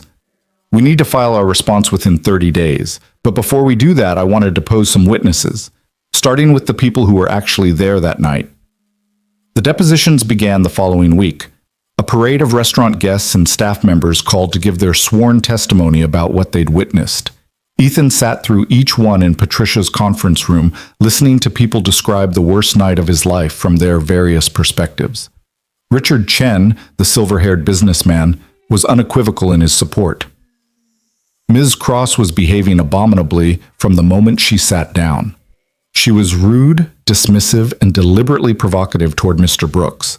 When she slapped him, I was shocked.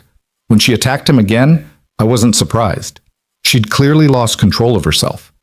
His 2 colleagues gave similar testimony, both expressing regret that they hadn't intervened sooner.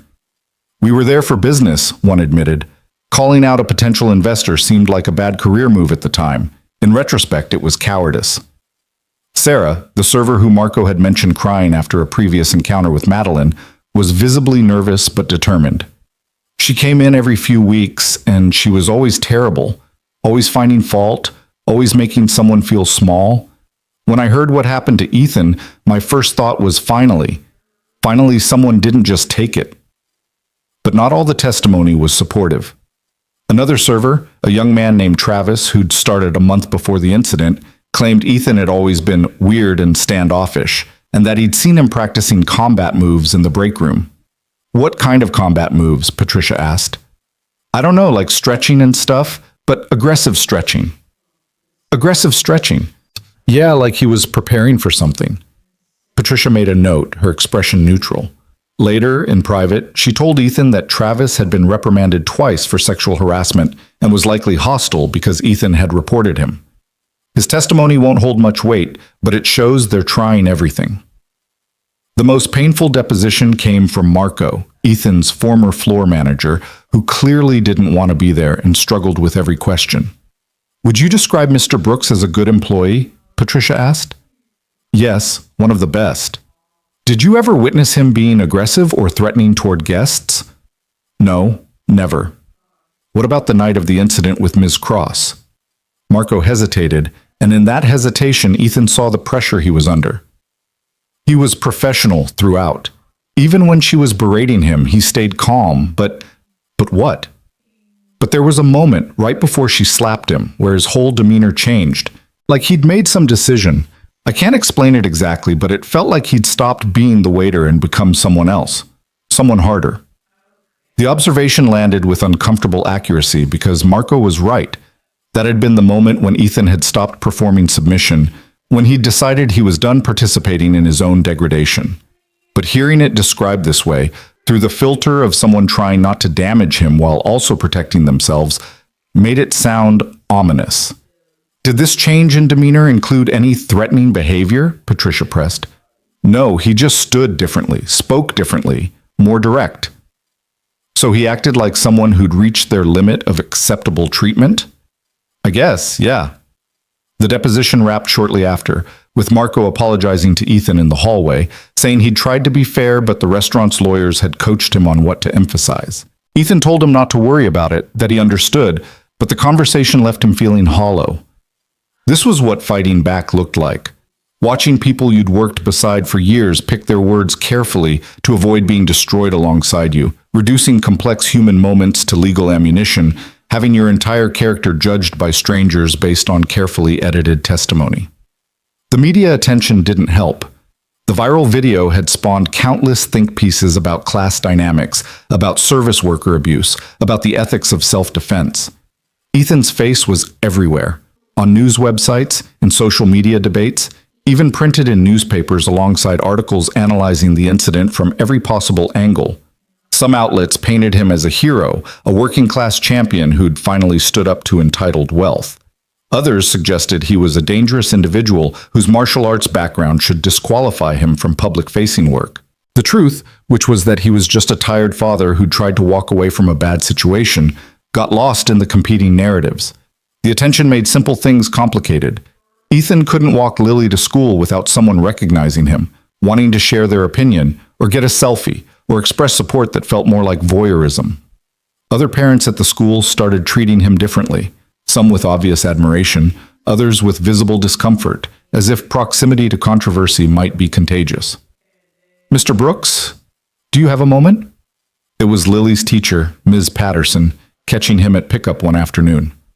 I wanted to let you know that some of the other children have been asking Lily about the video. We've addressed it as best we can, but I thought you should be aware.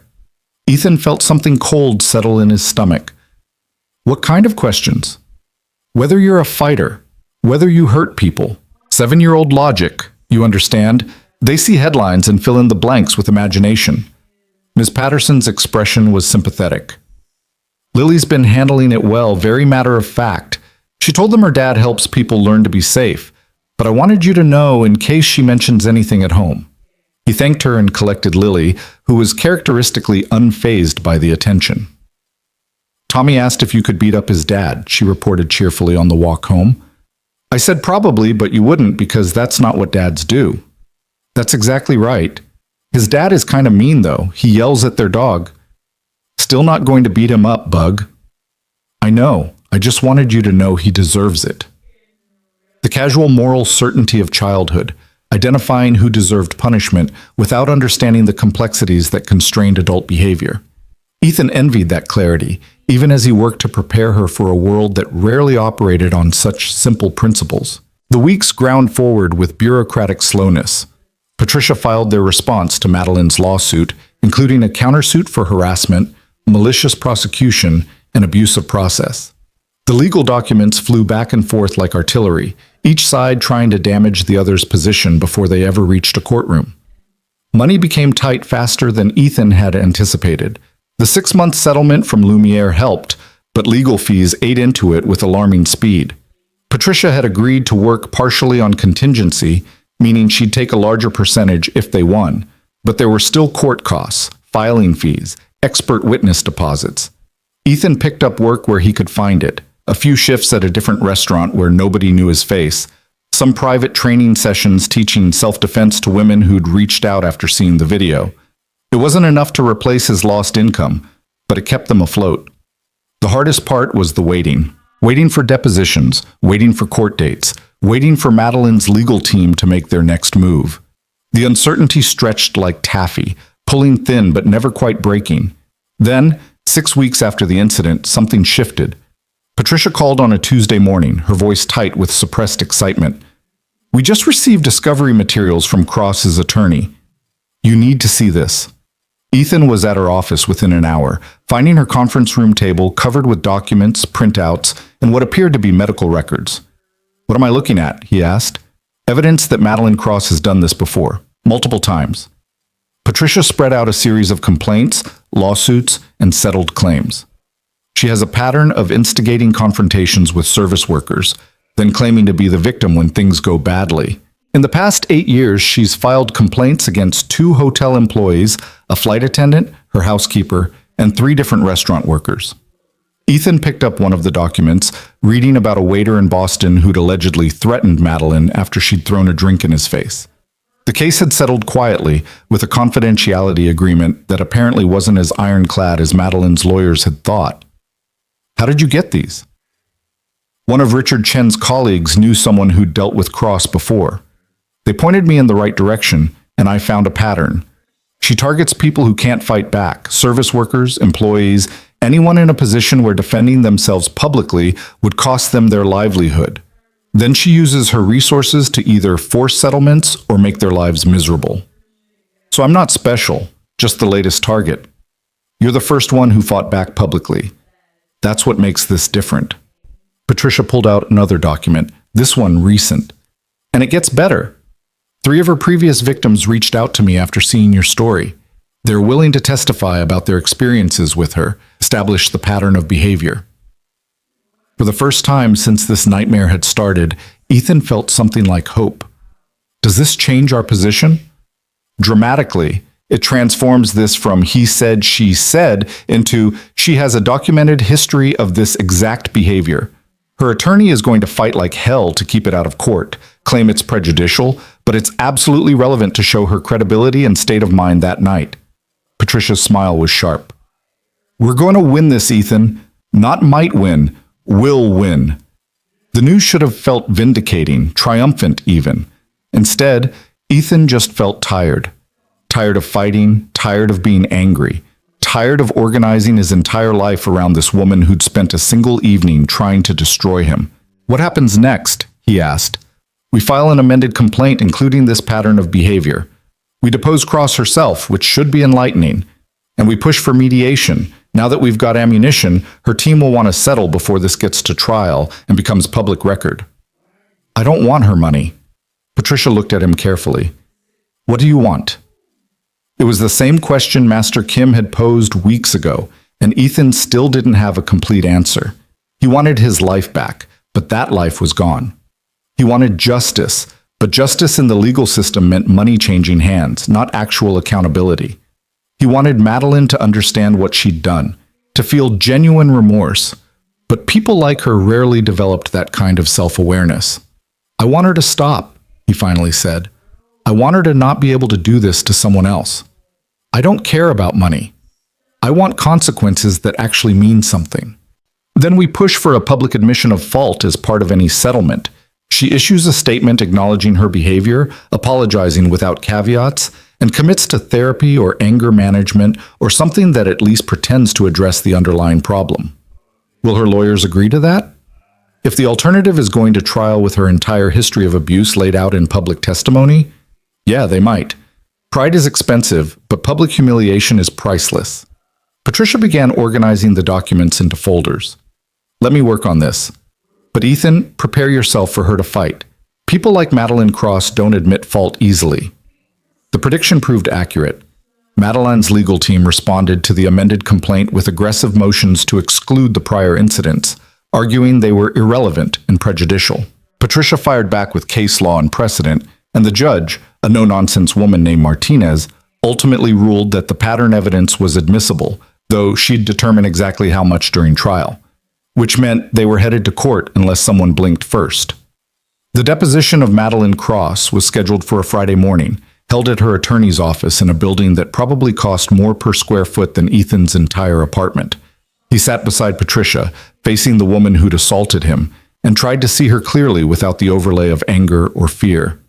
She looked smaller than he remembered, more ordinary. Expensive clothes and perfect makeup, yes, but underneath all that was just a person. Damaged in ways he couldn't see, acting out pain she probably didn't understand, hurting others to avoid examining herself. Ethan almost felt sorry for her. Almost. Patricia conducted the deposition with surgical precision, walking Madeline through her version of events with careful attention to every contradiction, every exaggeration, every place her story didn't align with video evidence or witness testimony. You stated in your complaint that Mr. Brooks was menacing throughout the evening. Can you define what you mean by menacing? Madeline's jaw tightened. He was cold, distant, like he was barely tolerating having to serve me. Is it menacing for a server to be professional but not warm? It felt threatening. What specifically did he do that was threatening? His whole demeanor, the way he looked at me, the way he looked at you. With what expression? I don't know. It's hard to describe. He just made me uncomfortable. Did he raise his voice? No. Make any aggressive gestures? No. Touch you in any way before you touched him?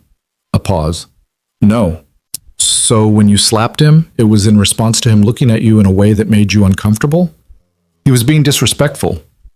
Disrespectful how? He wouldn't apologize properly. Wouldn't show proper deference. Patricia let that answer hang in the air for a moment, the entitlement in it obvious even to Madeline's own attorney, who shifted uncomfortably in his chair. Ms. Cross, have you ever filed complaints against other service workers? Objection, relevance, David Winters interjected immediately. Goes to pattern and credibility, Patricia countered. They went back and forth, but eventually Madeline was forced to answer, each admission pulling her deeper into the hole she'd dug. Yes, she'd complained before. Yes, she'd felt threatened before.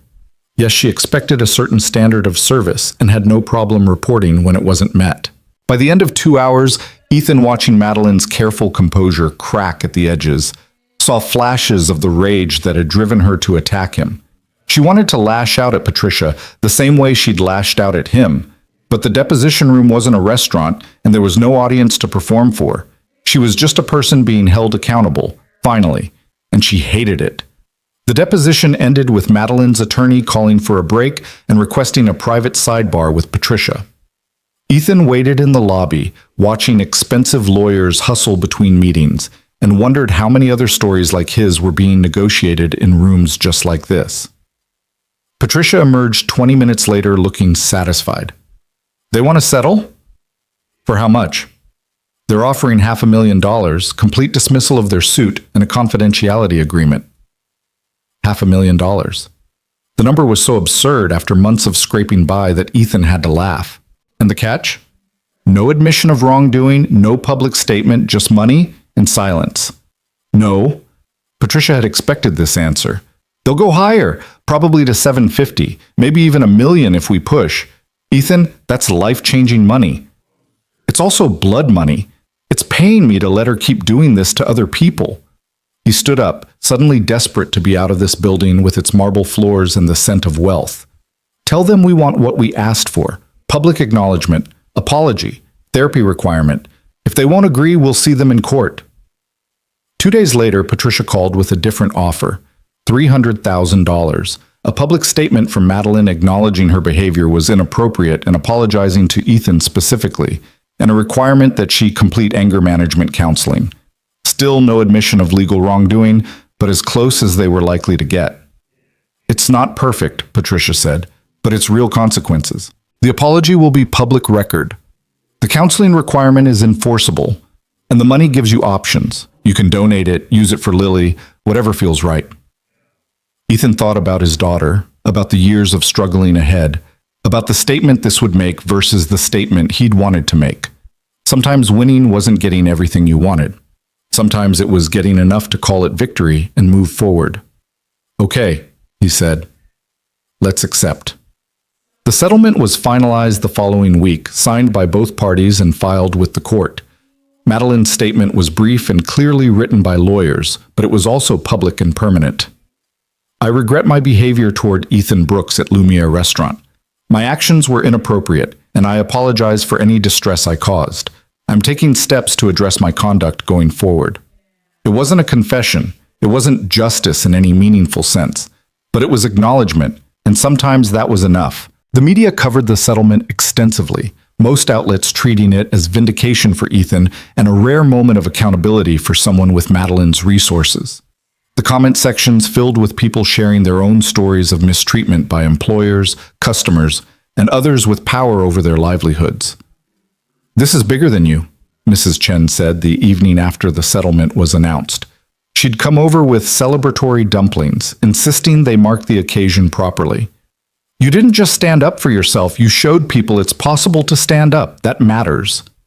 Maybe it did. Maybe that was worth all the stress, all the uncertainty, all the nights lying awake wondering if he'd made the right choice. Or maybe it just was what it was. A difficult situation he'd handled as best he could, with consequences he'd learned to live with. Either way, it was over. Finally, mercifully over. That night, after Lily was asleep and the apartment was quiet, Ethan sat with the settlement paperwork spread before him and tried to feel victorious. The money would solve immediate problems: back rent, medical bills, maybe even a small college fund for Lily. The apology would satisfy something in him that had needed satisfaction. But mostly, he just felt the absence of pressure. Like a weight he'd been carrying had finally been set down. His shoulders dropped, his jaw unclenched. For the first time in months, he took a full breath and let it out slowly. He was free. Not perfect, not whole, but free. And that would have to be enough. The settlement money arrived in Ethan's account on a Tuesday morning, appearing as a number so large it looked fake, like someone had made a typo when entering the amount. $300,000, minus Patricia's contingency fee and various court costs, leaving him with just over $200,000 in actual take-home. Life-changing money, Patricia had called it. And she was right, though not in the ways Ethan had initially imagined during those desperate months of fighting. The money didn't erase the trauma of what had happened, didn't undo the viral video that still circulated online, didn't make him forget the feeling of Madeline's hand connecting with his face or the weeks of uncertainty that followed. What it did was give him space. Space to breathe, space to think, space to choose what came next without desperation driving every decision. "What are you going to do with it?" Lily asked over breakfast the morning after the transfer cleared. She was eating cereal with the focused intensity she brought to everything, her homework already completed and packed in her backpack. "First, I'm paying all our bills, every single one, completely caught up." Ethan ticked items off on his fingers. "Then I'm putting money aside for your college. Then I'm going to figure out what kind of work I actually want to do, not just what I have to do." "What do you want to do?" It was such a simple question, one he'd stopped asking himself years ago when survival became the only goal that mattered. What did he want? Not what could he tolerate, not what paid enough, not what kept them afloat.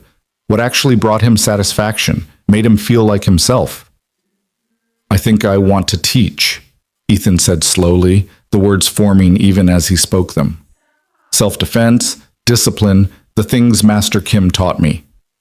But for people who really need it. Not wealthy people paying for a hobby, but people trying to feel safe in their own lives." Lily nodded seriously, as if this made perfect sense. "Like you taught me." "Exactly like I taught you." The idea crystallized over the following days, taking shape through conversations with Mrs. Chen, with Patricia, with Master Kim, who was delighted by the prospect of his former student returning to teaching. Not opening a commercial gym with expensive memberships and intimidating equipment, but something smaller, more accessible. Community-based classes, sliding scale fees, a focus on practical skills rather than competition. "There's a community center in the West End that's been looking for instructors," Mrs. Chen mentioned during one of their regular tea sessions. "My friend volunteers there. They serve mostly working families, immigrants, single parents, people who could benefit from what you know." Ethan visited the center the following week, a converted warehouse that now housed after-school programs, ESL classes, food assistance, and various other services for a neighborhood that had more need than resources. The director, a woman named Aisha, who moved with the efficient weariness of someone perpetually fighting uphill battles, showed him the space they'd allocated for fitness classes. "It's not much," she admitted, gesturing to a room with thin mats and walls that needed paint. "We can't pay you much either, maybe $20 an hour for whatever classes you want to teach. But we have people who've been asking for self-defense instruction, especially women and girls. If you're interested." $20 an hour was nothing compared to what Ethan could charge at a commercial gym. But looking around this space, Imagining it filled with people who genuinely needed these skills, who couldn't afford private lessons or fancy training facilities, felt more right than anything had felt in years. "I'm interested," he said. "When can I start?" The first class was scheduled for a Saturday morning, advertised through the center's networks and local community boards. Ethan arrived early, unsure what to expect, and found 12 women already waiting, ages ranging from late teens to 60s, backgrounds as diverse as the city itself, all sharing a common thread of wanting to feel safer in a world that often felt hostile. "Good morning," Ethan began, suddenly nervous in a way he hadn't been since his first training session as a teenager. "My name is Ethan Brooks. I've been studying martial arts for 15 years, and I'm here to teach you some basic self-defense techniques. But before we start with physical skills, I want to talk about the most important thing, awareness." He walked them through the fundamentals Master Kim had drilled into him. Situational awareness, recognizing danger before it became immediate, understanding that the best fight was the one you never had. Then they moved to physical techniques, starting with simple wrist releases and progressing to more complex escapes. One woman, probably in her 50s with graying hair and strong hands, practiced with particular intensity. During a water break, she approached Ethan. "I saw your video," she said quietly.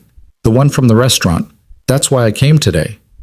Ethan felt the familiar discomfort of recognition, the weight of being known for the worst moment of his life. "I appreciate you being here, but that video showed me what control looks like," she interrupted. "My ex-husband used to hit me. For 10 years he hit me, and I never fought back because I thought fighting back would make it worse. Then I saw you, someone who clearly knew how to fight, choosing not to. Choosing to protect yourself without hurting someone else even when they deserved it. That's what I want to learn, not how to hurt people. How to protect myself without becoming like the people who hurt me." The words hit Ethan with unexpected force, offering a perspective on that night he'd never considered. He'd been so focused on his own experience, his own trauma, that he hadn't fully registered how his response might resonate with others who'd faced violence and felt powerless. "That's exactly what we're going to learn," he said. "Control. Boundaries. How to say no with your body when words aren't enough." The class became a regular fixture in Ethan's week, then expanded to 2 classes, then 3 as word spread through the community. He taught teenagers how to escape grabs, taught mothers how to create distance, taught elderly women that they had the right to defend their space regardless of what society suggested about deference and propriety. And in teaching them, Ethan found himself learning that strength wasn't just physical, that courage came in forms he'd never considered, that the people who showed up week after week to practice techniques they hoped never to use were often braver than anyone who'd ever stepped into a ring. Money remained tight despite the settlement. Ethan had been conservative with his spending, putting most of it away for Lily's future and their long-term security rather than indulging in anything extravagant. The community center income barely covered their basic expenses, but he supplemented it with private lessons for students who wanted more intensive training, and gradually they built something sustainable. Lily flourished in ways Ethan hadn't anticipated. With financial pressure reduced, he had more time for her, more energy to invest in homework help and school projects, and just being present. She joined the school's science club, developed an intense interest in astronomy, started talking about becoming an astrophysicist with the casual confidence of someone who'd never been told to limit her dreams. "Ms. Patterson says I'm the best student in my grade at math," Lily reported one evening, barely looking up from her homework. "She wants me to take the advanced placement test.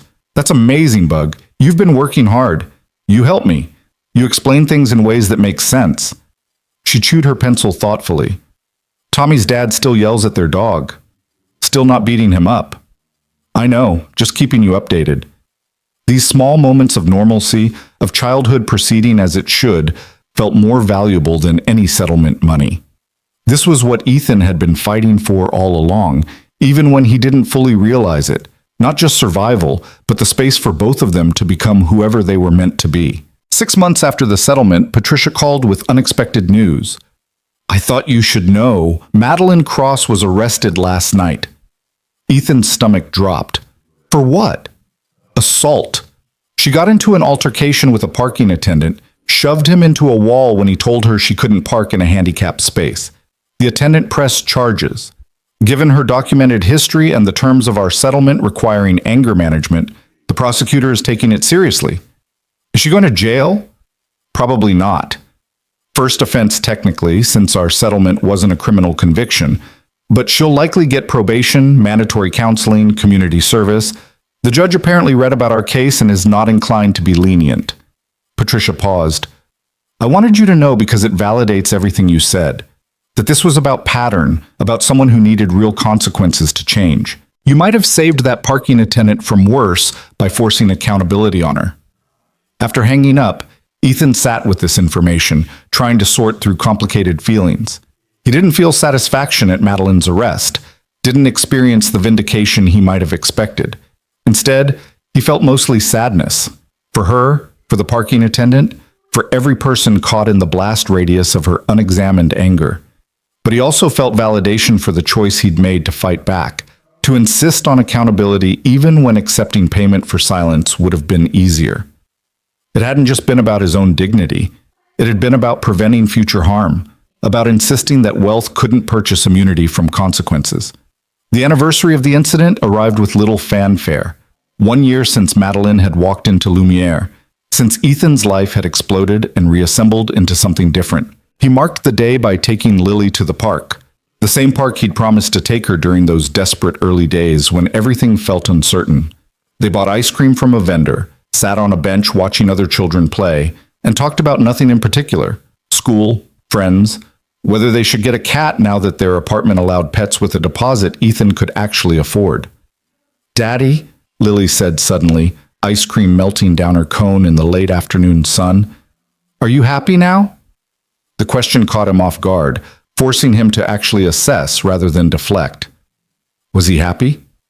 Not in the uncomplicated way he'd been happy before Claire died, before single parenthood, before responsibility became his defining characteristic, but something better than happy, maybe. Something more durable. Yeah, Bug, I think I am. Not because everything's perfect, but because I feel like myself again. Does that make sense? Kind of. You seem taller. Still the same height. Not physically taller, just bigger somehow, like you take up more space. Out of the mouths of children. She was right. He did take up more space now, moved through the world differently, no longer apologizing for existing or making himself smaller to accommodate others' comfort. The man who'd worked at Lumiere, who'd absorbed insults as part of the job description, felt like someone Ethan used to know rather than who he currently was. You made me braver, Lily continued, working on her ice cream with focused attention. When I saw what happened in that video, everyone at school saw it, you know. I thought maybe you'd be upset that everyone knew. But you weren't. You just kept being you, kept fighting even when people said you should give up.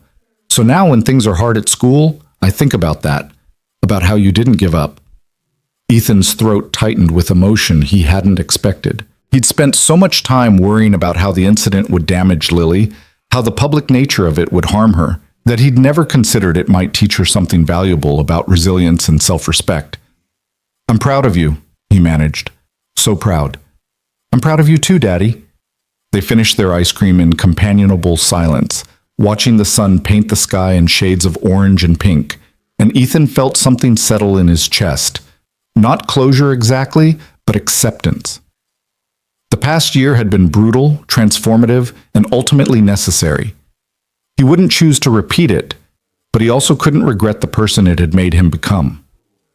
The community center classes continued to grow.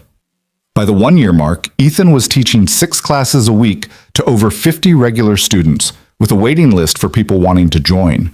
The center's director approached him about developing a youth program, teaching self-defense and discipline to at-risk teenagers who needed structure and confidence. We could pay you more, Aisha offered. Not a lot more, but enough to make this a full-time position if you're interested. You'd be developing curriculum, training other instructors, building something sustainable. It was exactly the kind of opportunity Ethan had been hoping for. Work that mattered, that used his skills meaningfully, that paid enough to support his family without requiring him to compromise his values. He accepted immediately, and within 3 months he was working full-time at the center, building programs and training instructors and watching young people discover their own strength. One of his teenage students, a 16-year-old named Marcus, who'd initially come to classes angry and defensive, stayed after one evening to talk. "My mom wanted me to thank you," Marcus said, not quite meeting Ethan's eyes. "She says I'm different since I started coming here, calmer or something. You've been putting in the work. That's what makes the difference." "Yeah, but it's more than the physical stuff. You keep talking about control, about how real strength is choosing not to fight when you don't have to. My dad never taught me that. He just taught me that being tough meant never backing down, always escalating. Got me suspended twice before I came here. And now? Now I know that walking away isn't the same as being weak, that protecting yourself doesn't mean you have to hurt someone else." Marcus finally looked up, making eye contact. "You showed us that. In that video everyone's seen, you could have destroyed that lady, but you didn't. That's real power." The conversation stayed with Ethan long after Marcus left, another reminder that the incident at Lumiere had ripples he couldn't fully track. The video that had felt like public humiliation had become, for some people, a teaching tool about restraint and dignity under pressure. He wondered sometimes what had happened to Madeline, whether the arrest had actually changed anything fundamental about her or just made her more careful about where she directed her anger. Patricia mentioned occasionally that Madeline had completed her court-ordered counseling, that she'd stepped back from public life, that her investment firm had quietly pushed her into a less visible role. Redemption, maybe, or just consequences finally catching up. Ethan found he didn't particularly care which. His life had moved forward enough that Madeline Cross occupied very little mental space, becoming just a person who'd once tried to break him and failed. The settlement money continued to provide security, allowing Ethan to make choices based on what felt right rather than what paid best. He donated a portion to the community center, another portion to an organization that provided legal aid to service workers facing workplace abuse. The rest stayed invested for Lily's future and their rainy day fund, a cushion against disaster that let him breathe easier. Mrs. Chen remained a constant presence, her apartment a second home where Lily did homework and learned to cook and absorbed wisdom from someone who'd lived long enough to understand that most crises eventually pass. She'd been right that first morning after the incident, when she'd suggested invisibility was costing Ethan more than he realized. "You're different," she observed one evening over tea, nearly 2 years after everything had happened. "Lighter somehow." "I'm about the same weight," Ethan joked. "Not physically, emotionally. You used to carry everything so tight, like you were afraid if you relaxed for a second everything would fall apart. Now you laugh more. Let things go more. Trust that the world won't destroy you." The world tried pretty hard, though. And you're still here. That's the lesson. Not that bad things won't happen, but that you're strong enough to survive them and stay yourself. Mrs. Chen refilled his cup with the precision of long practice. "Lily's lucky to have you. I'm lucky to have her, and you, this whole makeshift family we've built." Nothing makeshift about it. Family is who shows up, who stays, who tells you the truth even when it's uncomfortable. She smiled slightly. "Who makes you dumplings when you're having a crisis?" Fair point. The conversation drifted to other topics. Mrs. Chen's grandchildren visiting for the holidays, Lily's latest school project, the new restaurant opening down the block. Normal things, ordinary concerns, the beautiful mundanity of a life that had finally settled into sustainable rhythms. Master Kim reached out around this time, asking if Ethan would consider teaching advanced classes at his gym for students who wanted to progress beyond basics. "I'm getting old," he admitted over the phone. "My knees aren't what they were. But more than that, I see how you teach now, with more wisdom than I could give you back then. You've lived through things, survived things, and that shows in how you approach training." "I learned from the best," Ethan said. "You learned, then you added your own understanding. That's how it should work." "So what do you say? 2 evenings a week, teaching people who are serious about the discipline?" Ethan agreed and found himself back in a proper training gym for the first time in years, teaching advanced techniques to students who wanted to compete or just push their limits. It felt like completing a circle, returning to where he'd started but bringing everything he'd learned in the years between. One evening, working with a student on defensive combinations, Ethan caught his reflection in the gym's wall mirror and barely recognized himself. Not because he looked different physically, but because the person looking back carried himself with quiet confidence, moved through space like someone who knew exactly who he was and felt no need to apologize for it. The man who'd worked at Lumiere, who'd made himself small and swallowed insults, was gone completely. In his place was someone who'd been broken and reassembled, who'd learned that dignity wasn't something others could take from you, only something you could surrender, and even then, not permanently. Lily turned 9, then 10, growing from a child into something approaching a young person with her own opinions and interests and increasingly complicated inner life. She excelled in school, joined the debate team, started teaching younger kids at the community center the basic self-defense techniques her father had taught her. "I want to be like you when I grow up," she announced one evening out of nowhere. "What do you mean?" "Someone who helps people be strong. Not just physically, but like mentally strong. Knowing who you are strong." She was sprawled on the couch doing homework, hair pulled back in a messy ponytail. "All my friends' parents work jobs they hate because they have to. You work a job you love because you chose to. That's what I want." "Sometimes choosing what you love means other stuff gets harder," Ethan cautioned, not wanting to oversimplify the reality of following your values in a world that often punished them. "I know, but you did it. You chose right even when it was expensive and scary. That matters more than being comfortable." At 10 years old, she understood things that had taken Ethan 3 decades to learn. Maybe that was the real victory of everything that had happened. Not the settlement, or the vindication, or even the career change, but raising a child who understood that integrity had value beyond its market price. The viral video eventually faded from public consciousness, replaced by newer controversies and fresher content. Occasionally someone would recognize Ethan from it, in the grocery store, at Lily's school events, on the street, but the recognition became less frequent as time passed. He was no longer the guy from that video in most contexts, just a self-defense instructor and single father navigating life like everyone else. Madeline Cross disappeared from his life entirely, becoming just a name he occasionally heard in business news or legal filings related to her company. Whether she'd genuinely changed or just gotten better at hiding her behavior, Ethan didn't know and didn't need to. His partner's story was finished. 3 years after the incident, the community center held a fundraising gala to support expanded programs. Ethan attended reluctantly, uncomfortable with the formal setting and required small talk, but Aisha had insisted he needed to be there since much of the funding was tied to the self-defense program's success.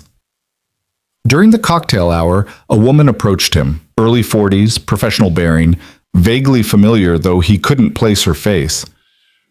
"Mr. Brooks, I'm Jennifer Walsh. We spoke on the phone once, years ago. I'm a reporter with Metro Daily." Ethan remembered. She'd called during those first chaotic days after the video went viral, offering him a chance to tell his story. He'd declined then, too overwhelmed to trust anyone with his narrative. "I remember. What can I do for you?" "Actually, I wanted to thank you. After your case, I did a series of articles about abuse of service workers, using your story as a jumping-off point. It won a journalism award and helped push through some local legislation protecting workers from customer assault." She smiled slightly. "You probably didn't know this, but what happened to you changed things for a lot of people." Ethan hadn't known.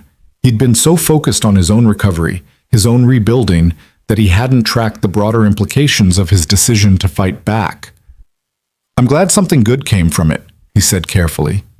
"More than something. Restaurant workers now have stronger legal protections. Training programs have been implemented about de-escalation and customer management. You created a conversation that needed to happen." Jennifer paused. "Would you ever consider talking about it publicly? Not for sensation, but for the educational value?" "Maybe someday. Right now I'm just focused on the work here, teaching people to protect themselves. That feels more useful than talking about the past." "Fair enough. But if you change your mind, I'd love to tell your story properly. Not the viral moment, but what came after. How you rebuilt, what you learned, the impact you're having now." They exchanged contact information, though Ethan doubted he'd ever use it. His story felt too personal, too raw, to become content for consumption. But he appreciated knowing that something positive had emerged from that nightmare, that his refusal to accept abuse as inevitable had contributed to broader change. The gala continued around them, donors and volunteers and community members mixing together in service of shared purpose. Lily was there somewhere with Mrs. Chen, probably charming everyone with her articulate explanations of orbital mechanics.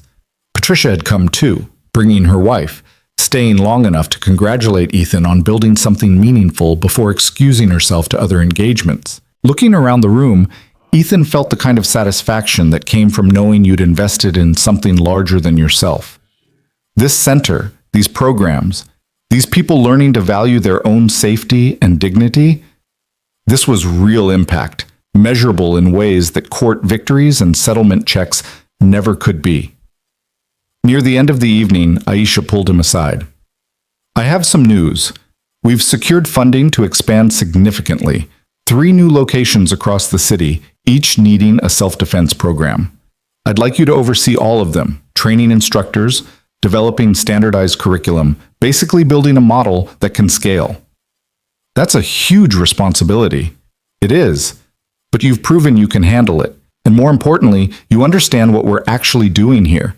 Not just teaching techniques, but rebuilding people's sense of agency and worth. That's not something you can just hire for. It has to come from someone who's lived it. The offer came with increased salary, benefits, the kind of stability Ethan had once thought impossible while doing work he actually believed in. He accepted without hesitation, shaking Aisha's hand and already mentally planning how to structure the expanded programs.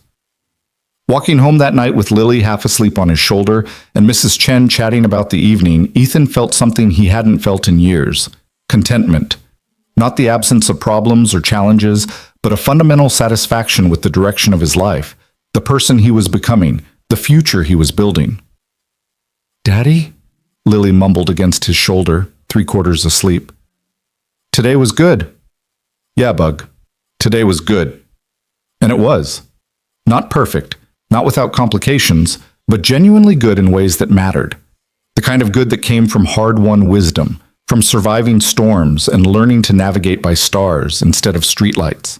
4 years after Madeline Cross had walked into Lumiere and changed his life forever, Ethan stood in front of a room full of new instructors at the first expanded community center location.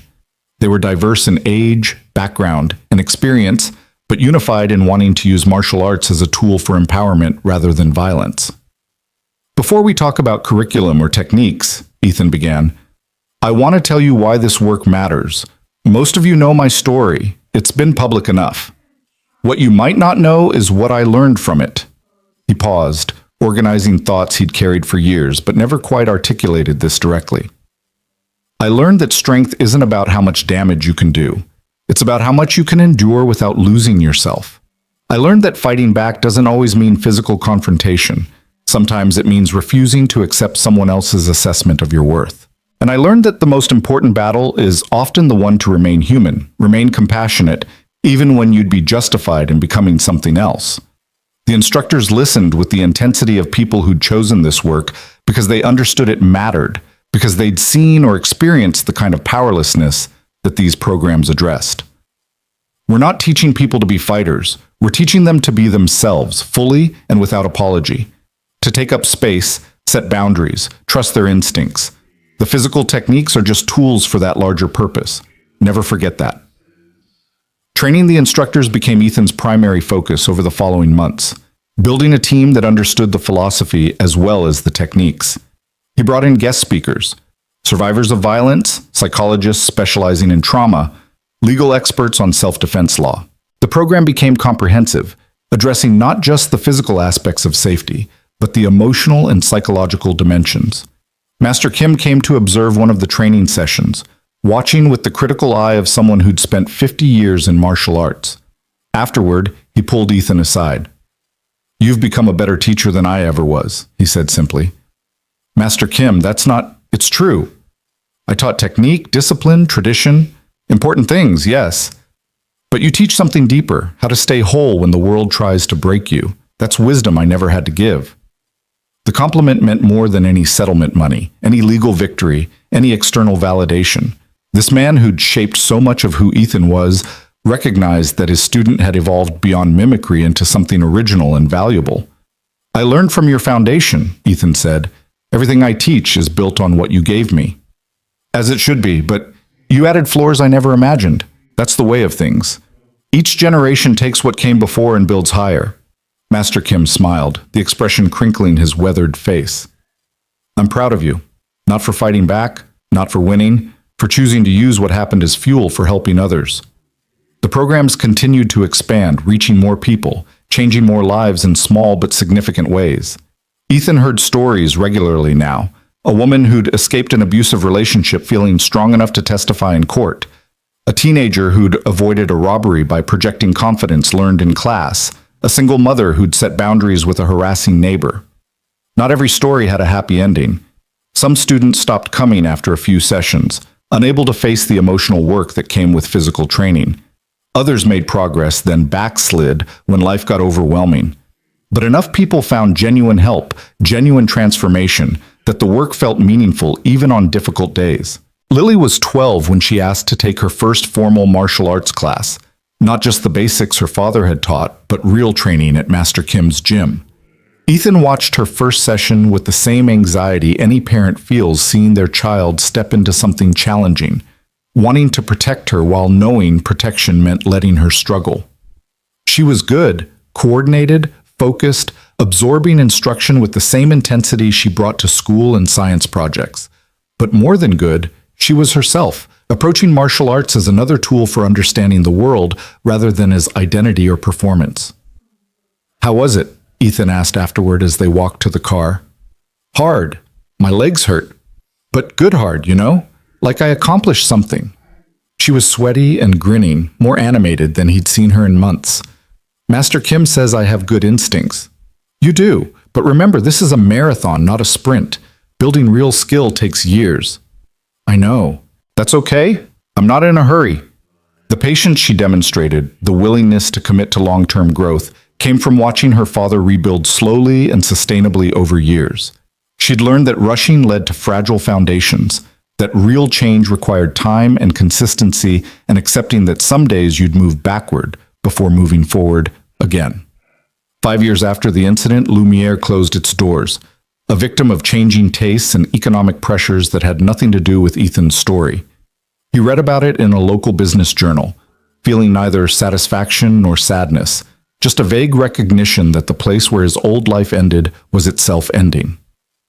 Mr. Castellano reached out afterward, his email brief and professional. I've thought often over the years about how we handled your situation. I told myself we made the right business decision, but business decisions have human costs. I'm sorry we didn't stand behind you the way we should have. Your dignity deserved better than we gave it. Ethan replied with equal brevity, Thank you for saying that. It matters. And it did. Not because he'd been waiting for an apology, but because acknowledgement, even late acknowledgement, had value. The 6th anniversary passed without fanfare, marked only by Ethan taking a personal day to sit in the park with Lily, now 13 and full of teenage certainty about everything. They didn't talk about the incident or its anniversary. They just existed together, father and daughter, eating overpriced food truck tacos and watching the city move around them. Do you ever wish it hadn't happened? Lily asked suddenly. The thing at the restaurant? Yeah, sometimes. It was brutal to live through. But if it hadn't happened, you'd still be working there, still pretending to be small, still unhappy even if you didn't admit it. She was watching him with those sharp eyes that saw too much. So maybe it was awful, but also necessary? That's a very mature way of thinking about trauma. I've had a good teacher. They sat in silence for a while after that, and Ethan realized his daughter had become someone he genuinely liked, not just loved. She was thoughtful, principled, willing to sit with complexity rather than demanding simple answers. Whatever mistakes he'd made as a parent, and there had been many, he'd apparently gotten enough right that she was turning into a remarkable human. I'm proud of you, he said. I know, you tell me constantly. Because it's true constantly. She rolled her eyes but smiled, that teenage dismissal that couldn't quite hide pleasure at the praise. They finished their tacos and walked home through streets Ethan had once navigated with exhausted desperation, now traveled with something approaching peace. The community center programs continued to thrive and expand, eventually partnering with schools and social service agencies to reach at-risk populations. Ethan found himself consulting on policy, training law enforcement on de-escalation, speaking at conferences about empowerment-based self-defense. None of it made him wealthy. He lived comfortably but modestly, most of the settlement money carefully invested for Lily's future. But wealth had never been the goal. Security? Yes. The ability to choose meaningful work over profitable work. The freedom to say no to situations that required him to compromise his values. These things he had, and they were enough. Master Kim died when Ethan was 38, peacefully in his sleep after a life fully lived. The funeral was packed with former students, people whose lives he'd shaped through decades of patient instruction.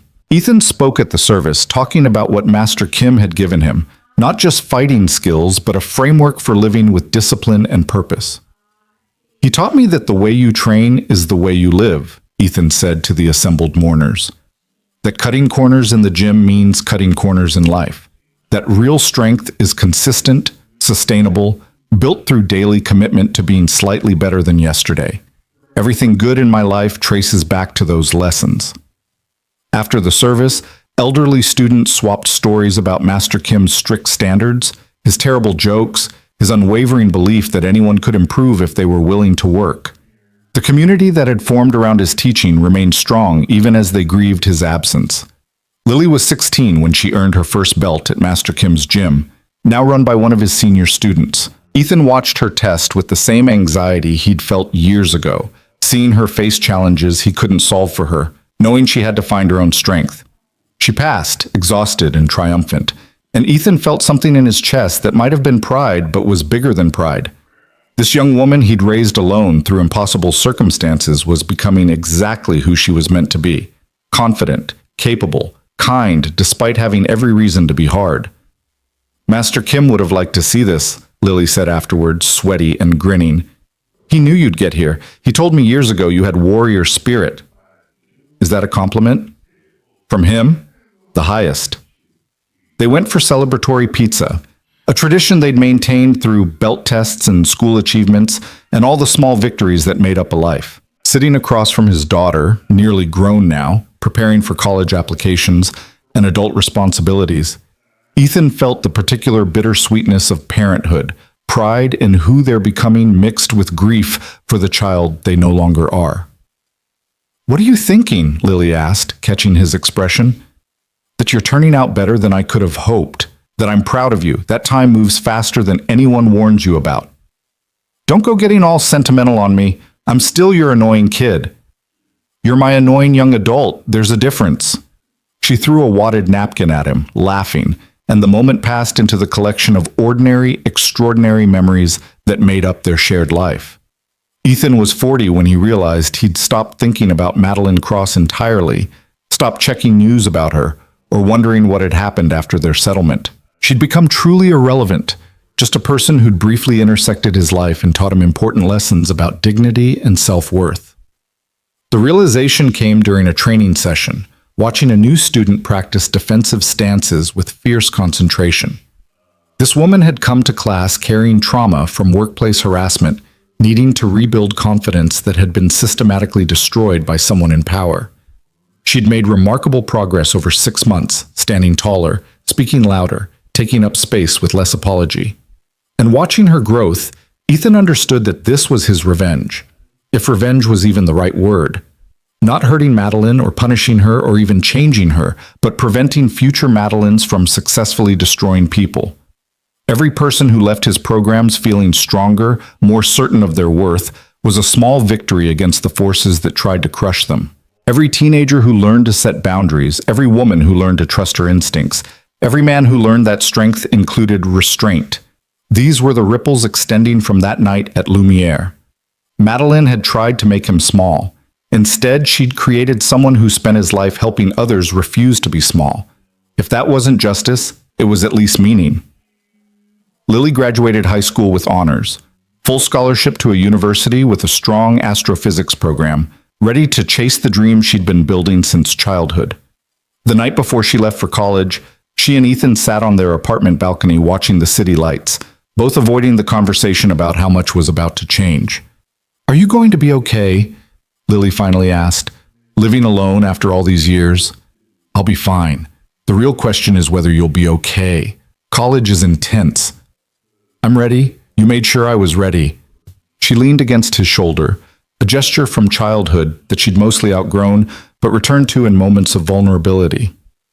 Thank you for everything, for fighting for us, for showing me what strength actually looks like. Thank you for giving me a reason to fight, for being my purpose when I couldn't find one myself. They sat in comfortable silence, father and daughter, aware this was an ending and a beginning, both. Tomorrow, she'd leave for university. Next week, Ethan would rearrange the apartment to convert her room into a home office. They'd call regularly, visit occasionally, navigate the strange new dynamic of parenting an adult child. But tonight they were still this, still the unit they'd formed in tragedy and hardened through survival, still themselves. I love you, Bug, Ethan said quietly. Love you too, Daddy. Morning came regardless of whether they were ready. Ethan drove Lily to campus, helped her move into her dorm room, met her roommate and her roommate's parents who seemed nice enough. He made sure she knew how to work the meal plan, where campus security was located, all the practical things parents worry about when launching their children into independence. And then he hugged her goodbye, longer than she probably wanted, not quite long enough for him, and drove home to an apartment that felt suddenly, profoundly empty. Mrs. Chen was waiting in the hallway when he returned, holding a casserole in sympathy. First day's the worst, she announced. Tomorrow gets easier. Day after that gets easier still. Come on, let's eat dinner, and you can tell me you're fine when we both know you're not. They ate together, drinking tea and talking about nothing and everything, and gradually the apartment felt less empty, reminding Ethan that family wasn't just biological connection, but chosen presence, Mrs. Chen had been family for years, showing up consistently, caring without condition. What now? She asked as they cleaned up the dishes. Now I keep working, keep teaching, keep building something that matters. Lily's taken care of. Scholarship plus the money I saved means she won't graduate with debt.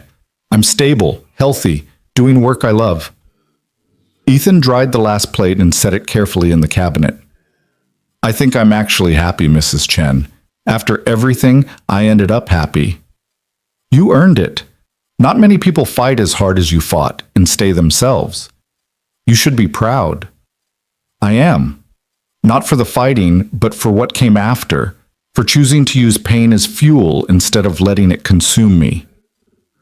They said goodnight, and Ethan was alone in his quiet apartment, truly alone for the first time in 13 years. He'd been a father for so long that being just Ethan felt strange, unfamiliar, simultaneously liberating and terrifying. But as he sat with that strangeness, letting it settle, he realized he knew who Ethan was now. Not Ethan the waiter, not Ethan the fighter, not even Ethan the father, primarily. Just Ethan, a man who'd survived trauma, rebuilt with intention, and created something meaningful from the wreckage. He pulled out his phone and texted Lily. Proud of you, love you. Don't forget to call your old man occasionally. Her response came immediately. I'm literally across town, not on Mars. Love you too. Smiling, Ethan stood and looked around his home, smaller than it needed to be with just him, but comfortable, filled with memories and books and evidence of a life well lived. Tomorrow, he'd start adjusting to this new phase. Tonight, he'd simply be grateful for having survived long enough to reach it. The window showed the city sparkling in evening darkness, millions of lives unfolding in parallel, each with their own struggles and victories and complicated journeys from who they were to who they were becoming. Somewhere out there, Madeline Cross was living whatever life she'd built from the consequences of her actions. Somewhere, former restaurant workers were standing up for themselves because they'd seen it was possible. Somewhere, people Ethan had taught were walking through the world a little taller, a little more certain of their worth. And here, in this small apartment that had housed so much growth and pain and love, Ethan Brooks stood at his window and felt something he'd spent years earning, peace. Not the absence of struggle, but the presence of meaning. Not the end of the story, but the beginning of its next chapter. Not perfection, but something better. Authenticity, hard-won and carefully maintained. The quiet man in the loud room had found his voice. The fighter had learned when not to fight. The father had raised a remarkable daughter, and in the process, become remarkable himself. It was enough. More than enough. It was everything.